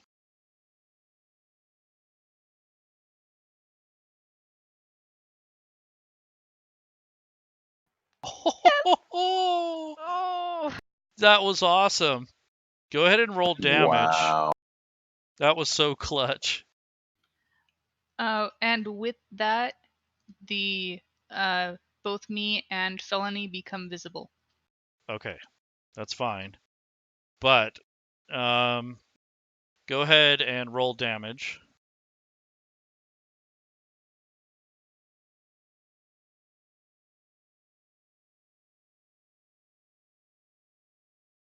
Mad fish.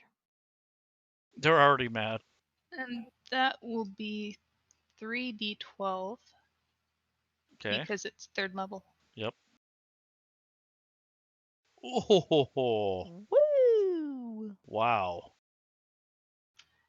Well, I'm So glad that there was the critical damage, otherwise it would have been 4. now what happens is that blast disperses that school of fish. So they're basically going in a different direction. And that the blood and all the action actually attracts the other school. Going to say is if they get injured, will they attack the other school? Yes, they Well, will. piranhas are cannibals. They will Yep. actually. So they're kind of eating on each other right now. That's So, what I figured. Yep. So the kippers that are down underneath the bridge that were feeding on the other ones, I'm going to roll a percentile in the open. There is a 10% chance that they will go after Mun'Kai. So if they roll a 90 or above, they go after Mun'Kai. Nope. So they're happy with where they're at.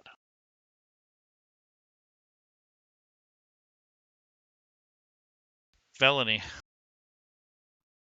Okay, Felony says, Mun'Kai! And she runs down here. And how is, I guess it's what's the drop?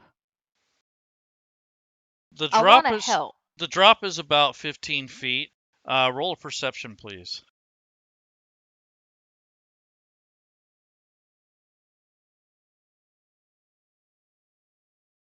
You just happen to look over and see a rope hanging there.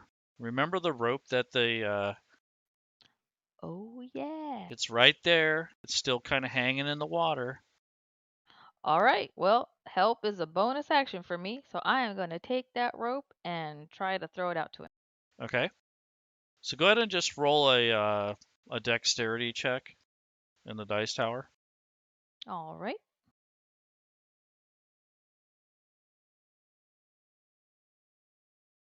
So you kind of flick the rope and it moves over towards Mun'Kai in his reach.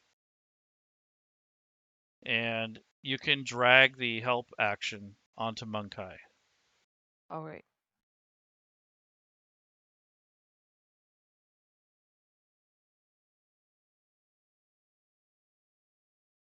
All right. Normally you have to be within 5 feet of that individual. But in the circumstances now, I think that's pretty decent. Okay, and I'm going to stay there and so I could help him. Okay. So you're holding on to the rope. Okay. So this pureblood with disadvantage turns around and says, "Traitor!" And she takes her scimitar and swings it. And she missed by a mile. She swings again. "Traitor!" And she misses again. She's also at disadvantage, isn't she? Yep. Swarm of snakes. Yes, my pretties kill. Okay.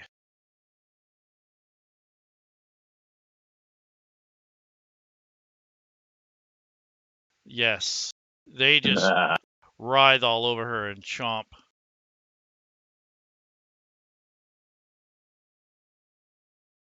Oh, Only 3? That's underwhelming. yeah. The snakes are mad. Tried to hurt Master. That's it. There's still another. Okay. So the snakes basically chomp down on that lady. She's still at disadvantage. Okay, Katcha. Just like see my hand kind of like holding up above as I'm like sort of whispering to the snakes to just constantly try to immobilize and chew her. Okay.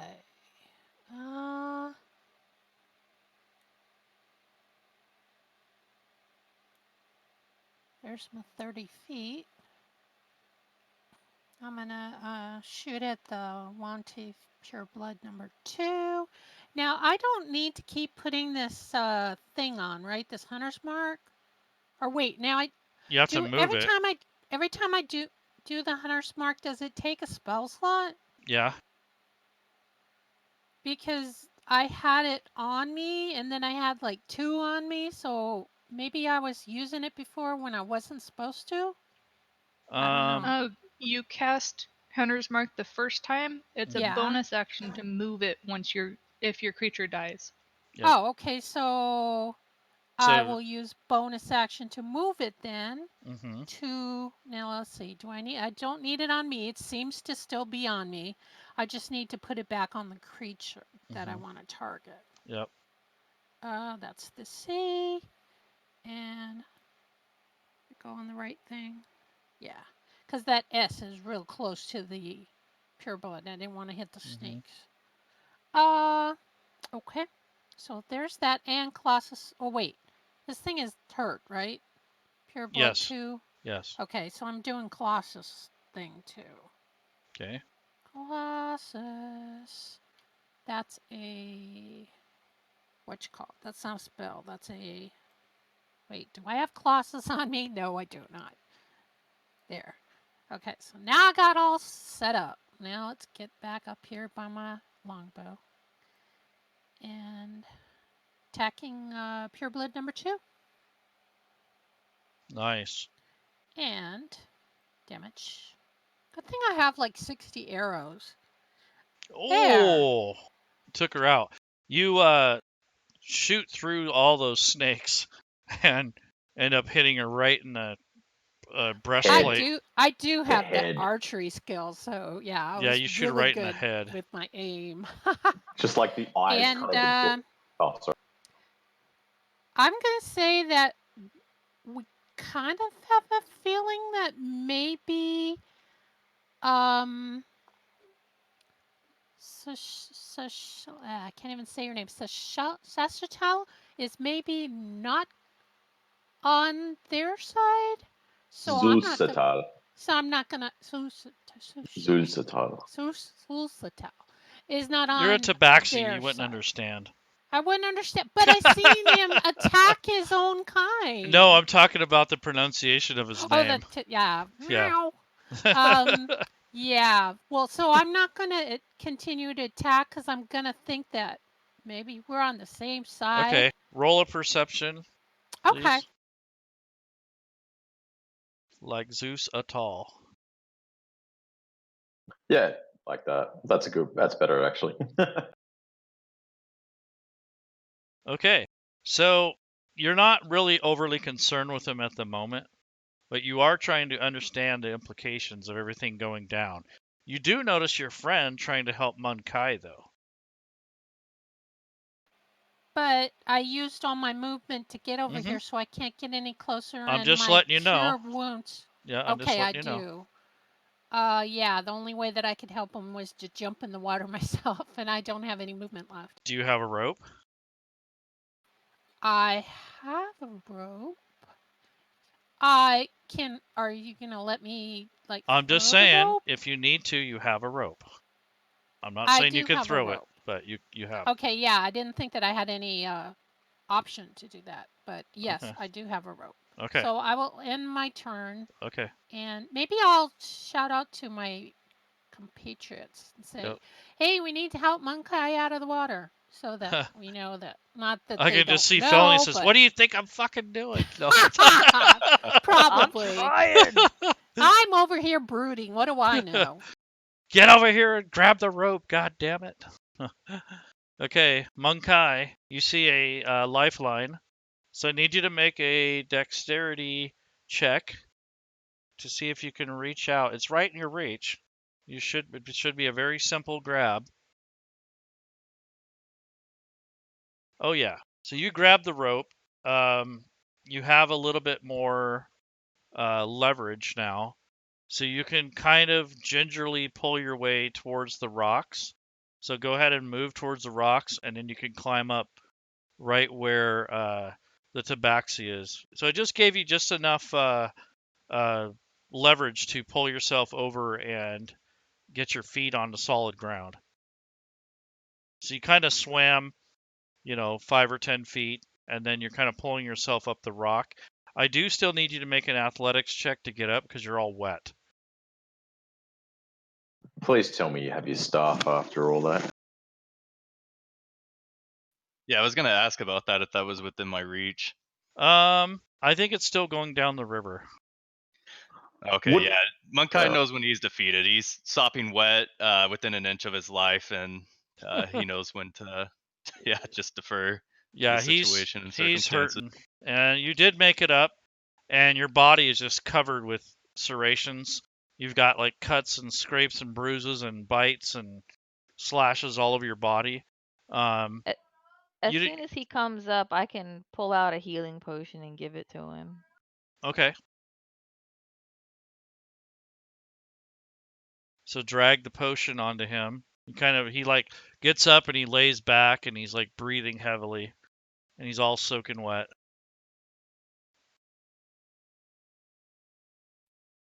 Where do I drag it to? I drag it to the combat tracker. It didn't work. Now drag it to his token.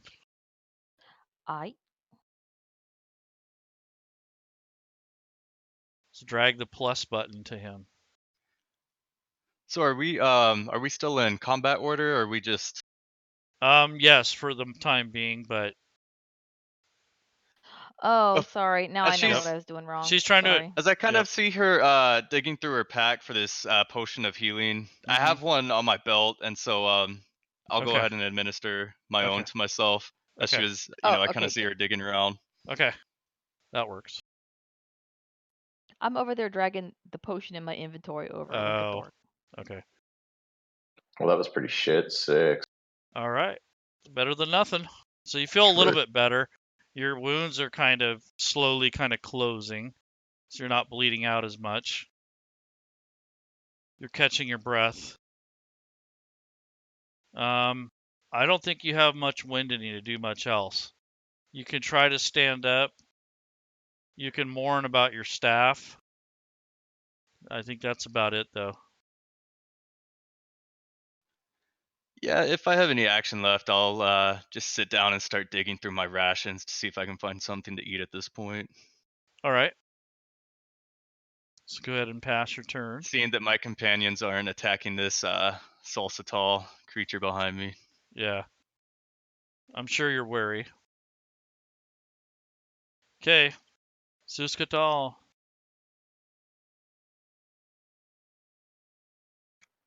Well, that cleared everything up now, didn't it? Very nicely. I certainly know when to hedge my bets. And I walk over and start speaking in my snake tongue to the dead leader, Yuan'ti. Mm-hmm. Well, Hysteria, I looks like I got the position and laughed after all. Look at you, so dead and so useless. I was always going to rise above you, always. I just like immediately just like boot her in the head, just kind of just a little bit, just more of a tap kind of kick. And then he just kind of like brushes himself off slightly, and I turn to address the people. You may call me Sulsatal, at your service, and does like a rather sort of formal Bow or something. formal bow. Curtsy or something. Yeah. Something one would, ought to assume that he's, had to undergo, sort of training for etiquette and such. Mm-hmm.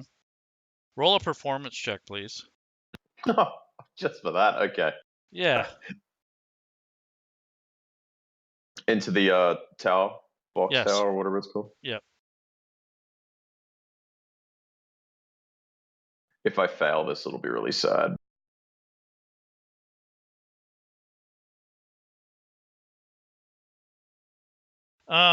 It looks pretty convincing to the rest of you. I mean, you guys are no fools, but you realize he's going out of his way to be a little bit more courteous.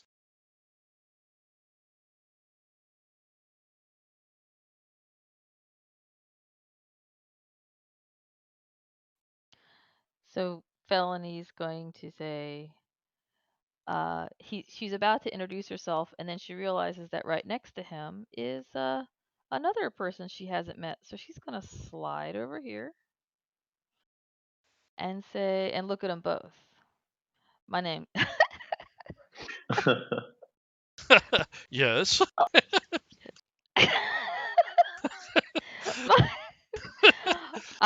I'm Felony, and these are.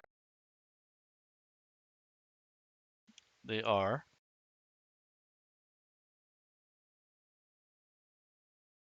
I'll wait for them to come. Okay.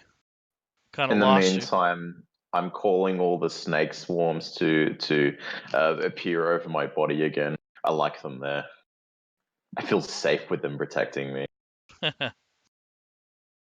So you guys see this writhing mass of snakes riding around him. They start like slowly crawling up all through his legs and then like up around his body and stuff.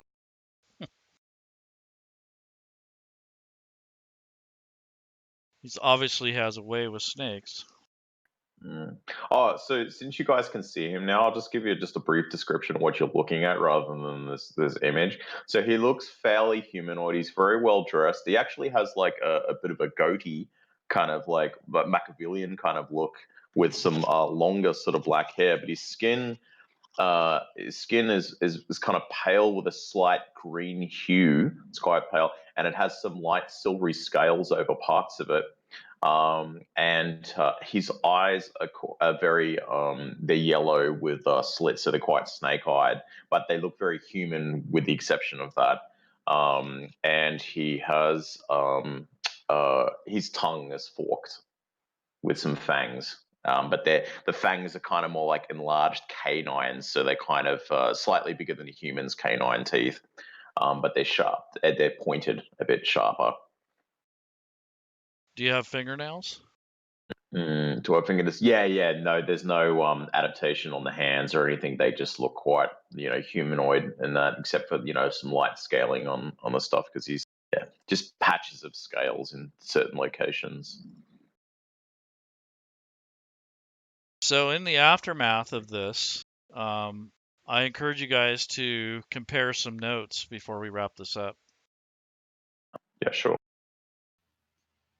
I think Khatri would be a little bit distracted, keeping an eye on the quippers specifically because it's the first time she's cast Witch Bolt and it actually worked. That was awesome. Yeah, so much damage. I'm surprised you didn't slay them outright. And So she's pretty much going to keep an eye on that one, and anytime she can, she continues shocking it. Okay.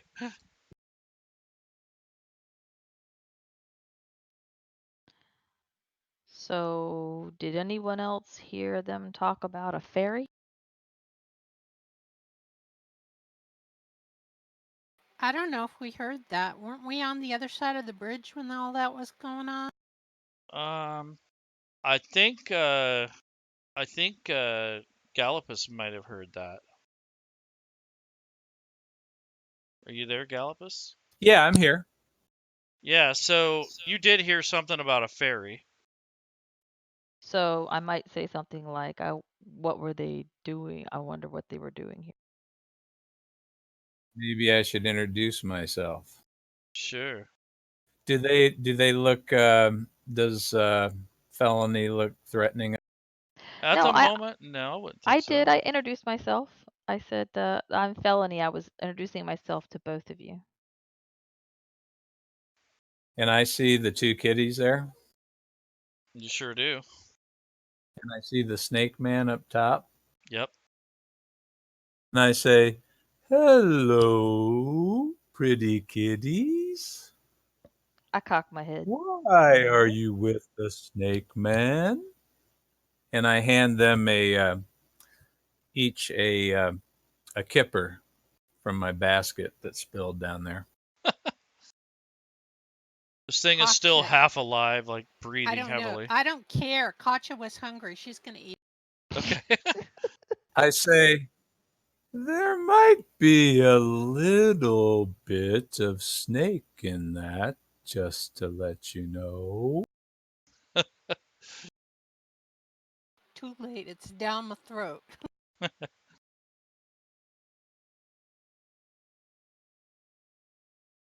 All right, and then I'll tell them, I'll introduce myself. I speak very slowly, and I can tell them about myself. But I wanted to know why they're with the snake man, because I don't like snake men. I want to kill snake men. Generally, we do too, but we feel that he's different. Also, I just healed Mun'Kai a little bit with a cure. Okay. And Felony will ask Sulsatal will basically tell him that they were tracking some captives to, I can't remember if it was a city or a temple or something, when they encountered the party. And does he know anything about it?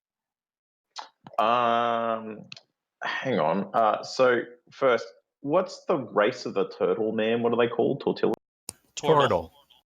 Tortle. Okay. Okay. Firstly, acknowledging that there's a turtle beside him because he wasn't expecting that because he didn't sense that person there initially. A turtle, huh? Didn't see that one coming. Hello. What's your name there?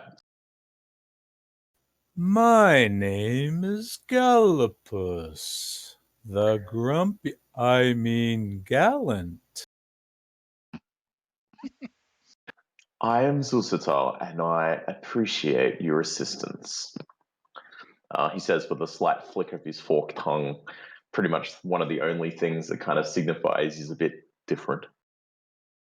And I say, explain yourself, slaver, snake man. And I have my glaive pointed right at him, up at him. Oh, right. He kind of treats it as a sort of mild kind of Insult. threat. He's not super concerned. Mm-hmm. So, a little bit about me, as you should know, and I have to honestly say thank you to all of you, because if you hadn't been here within this moment, there's a good chance that I would have been dead. So, the thing you need to know is that I'm a little different from my peers, and while I've had to, although I have benefited living in my society as one does, I was able to convince the others that I was like them when in fact I'm not. Yuan'ti don't express emotion. We suppressed it long ago. However, for myself, I was born with a sort of weird mutation, and I feel things. And I've always felt things. And while I initially thought it was a bit of a hindrance, I actually have come to see it as a blessing. And in studying years, I've studied all the races, known races by my people. I started to find that I had a rather strange kinship with those not of my kind.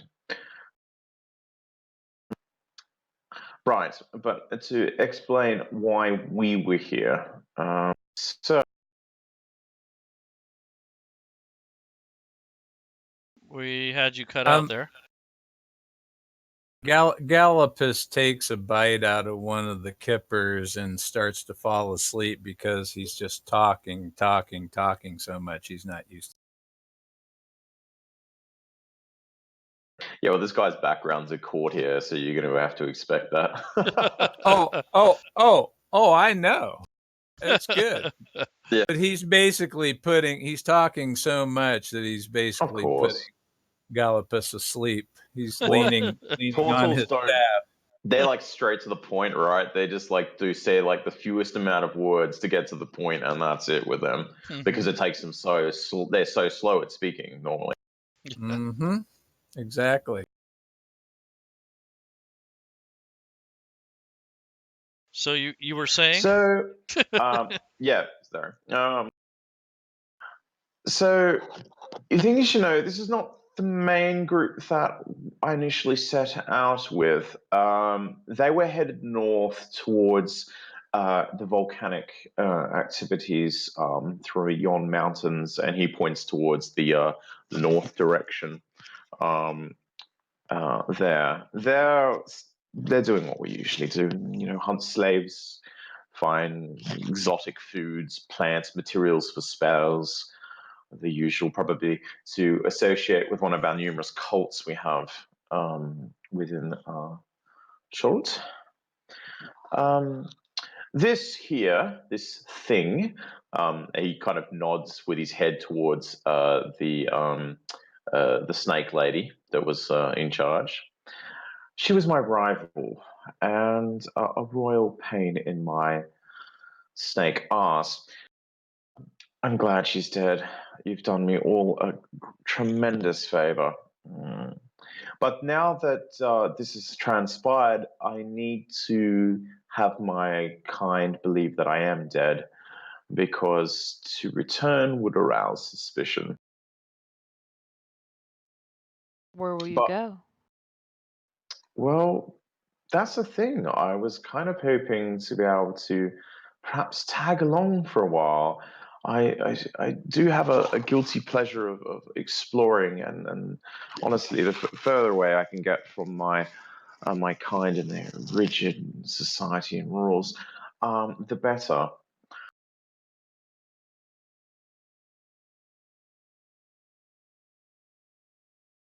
And so, is he finished talking?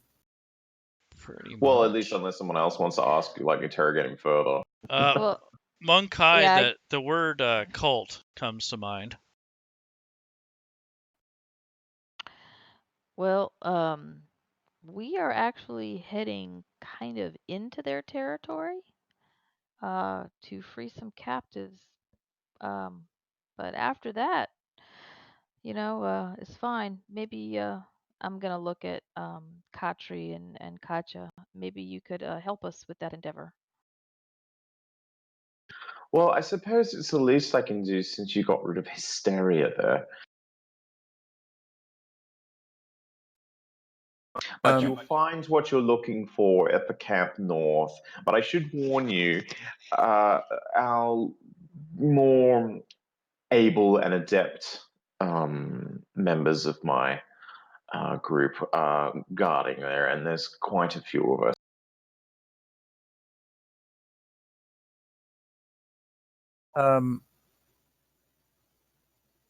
Gallipus is, during all this talking, he's nodded off to sleep, and he kind of yawns, and he goes, "Oh, nice rest.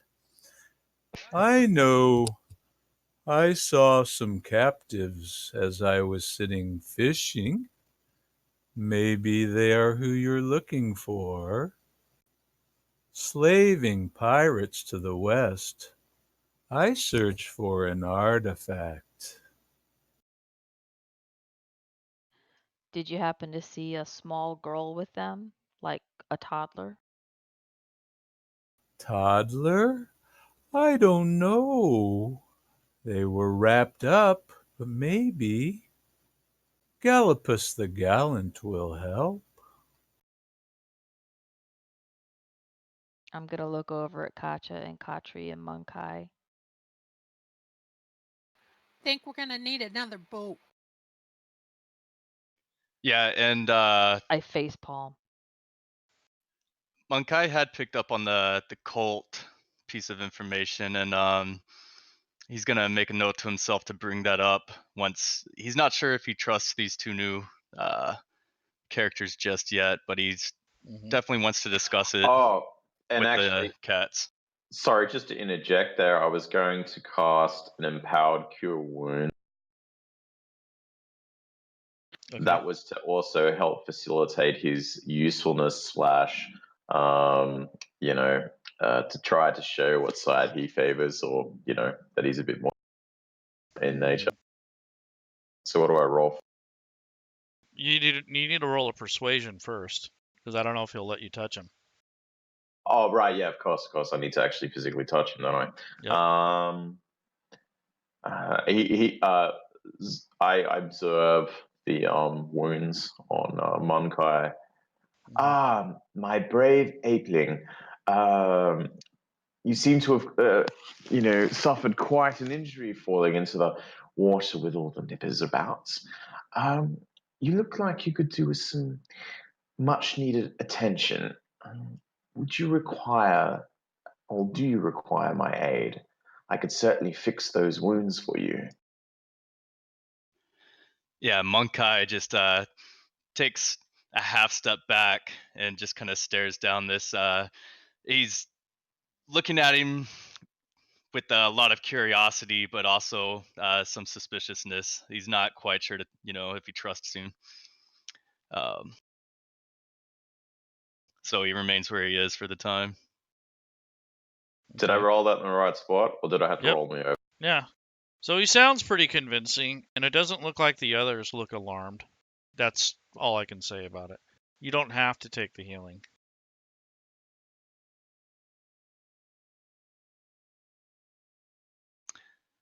Yeah.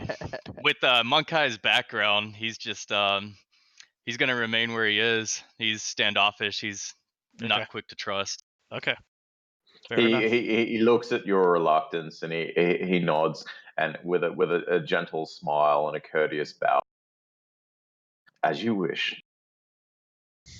Gallipus is going to take one of his kippers out of he notices the monkey man, and he's not too sure. So he peels the skin off the kipper like a banana and hands it to Mun'Kai. Mun'Kai snatches it and just completely devours it instantly, without second guessing that at all. If you offer him heals, he's gonna question it, but you offer him food, and that's a done deal. That's something he understands. He'll hand him a couple more just for good measure, since he seems to be hungry, and he's going to hand Sulsatal. He's going to hand him like a spare piece of cloth headband, and he's going to say, for your mouth. Damn. Felony is gonna walked over and picked up the boomerang Uh-huh. and is gonna hand it back to Gallipus. Ah. You pretty kitty.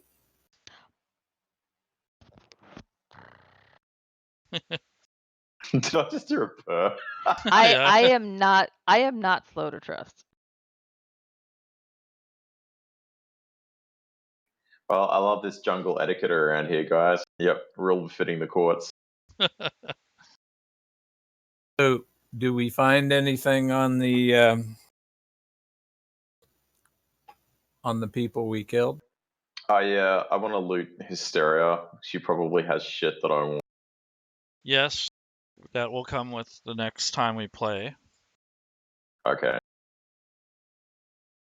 So that 4.5 hours. Okay, cool. That's the longest we've gone. Oh really? Khatri spends some time with Mun'Kai, making sure that his fur is dry, his clothes are dry, he's clean again. Okay. Using prestidigitation to help. Okay.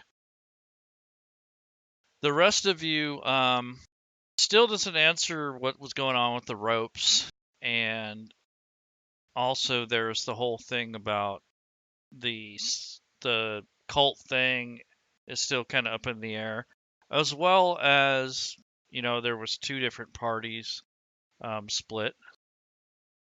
Well, he did mention that. Right, but it didn't really explain it. It just says, okay, there was 2 groups, they split up. These guys went north. We're going another direction. Oh, he said that they were off doing that stuff and Mhm. that, to pick Yep. slaves and things like that. So, I mean, there was some sort of indication of what they were up to, but yeah, it was a bit more vague. I mean, they didn't ask him anything further. They wanted to ask more specific. No one asked. That's right. So you wouldn't volunteer anything unless they ask. Right. Gallipus, you did Heaven see forbid the I barge. get handed another bit of cloth again to shut my mouth. Fair enough. Touche. So, Gallipus, you did see the barge and, the handoff, but the way you explained it just said the basics. And you did that well, so that's fine. Well, if we're taking a short rest here, regardless if Mun'Kai wants it or not, I'm gonna start. I'll pull out one of my pan pipes. I'm gonna cast Song of Rest. So he's gonna Okay. get healed from just listening to the music anyway. Okay. Anybody else want to use the recovery hit die? You're welcome to. Okay. Where do I cast that? It's on your front of your character sheet, the main tab on the very bottom. That's to heal yourself. Song of Rest. Let's see. Oh yeah, here it is.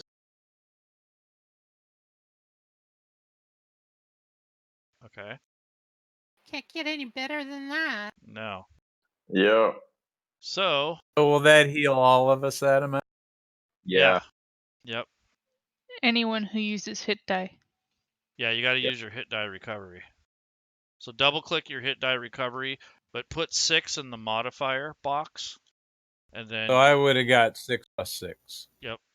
I forgot to do the 6. That okay. would heal me all up. Thanks. Mun'Kai as well. Very good. All right. I'm using my snake charmer sort of flute thing, and like the snakes are all just kind of slowly swaying their head like in tune as he sings, like all. Yeah. I want to keep them now. They're all mine. They're gonna all stay in my little thing, and I'm just gonna like unleash snake attack. When you're not looking, I'll just be batting them around a little bit. Oh, Pawn. I'm just Not playing. I'm just playing. please. Okay, so we're gonna call this a wrap. sweet. Anybody have anything they want to say, or? Weren't you going to explain why I'm not going to be around for a while? That's a good question. So, LadyShel in real life can't play all the time, and that goes the same for most of us. So, what we're gonna do is we're gonna pick up back here next time we play, but we might have other people joining the group. So we'll keep the storyline going, but for the most part, we'll either have new characters or a couple of the same ones. But what I was thinking is you would set up some sort of home base and send people out to investigate the snake areas. Yeah. That way, you guys have a base of operations. And Well, I'll be able to play one more for this coming week. And then I am on holidays for a month and a bit, so I'm not sure. I might be able to join. It depends. okay, Yeah, because I'm gallivanting around Europe for a month and a half, so I'm gonna backpacking around. yeah, I gotcha. It's no Yeah, biggie. This is meant to be kind of a drop in, drop out thing.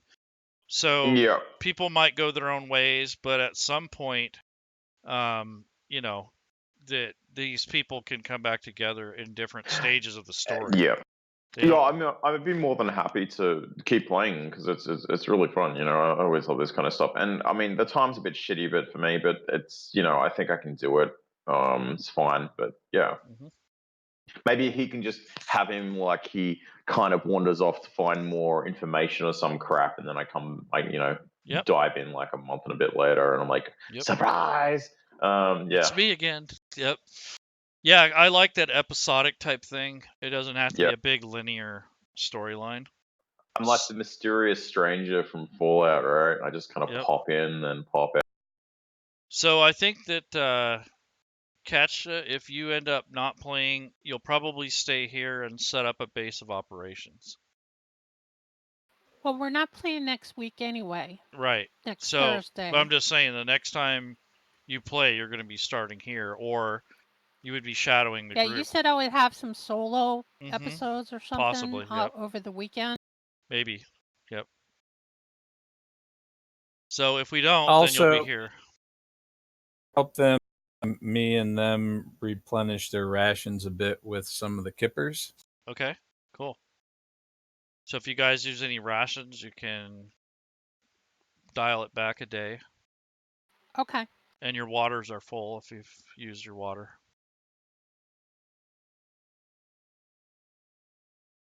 So that's a wrap, guys. Thanks for joining, and hopefully we can do this again sometime. I really like the concept. I really wish we can all play all the time, but that's not a reality. So I'll be fine Lots of once fun. I'm back from holidaying. I'm not going anywhere after that, at least not for the next 4 months. okay, Cool. all right. So nice Cool playing, beans. and we'll see if we can get this back together ever again. And if not, we'll do something else. So Yeah, sweet. okay. So Thanks, Layron. no problem. Thanks, thanks, man. anyone left in the stream watching. I appreciate it. And we'll sign out. So we'll call it a wrap, guys. Yep. And girls. Bye bye.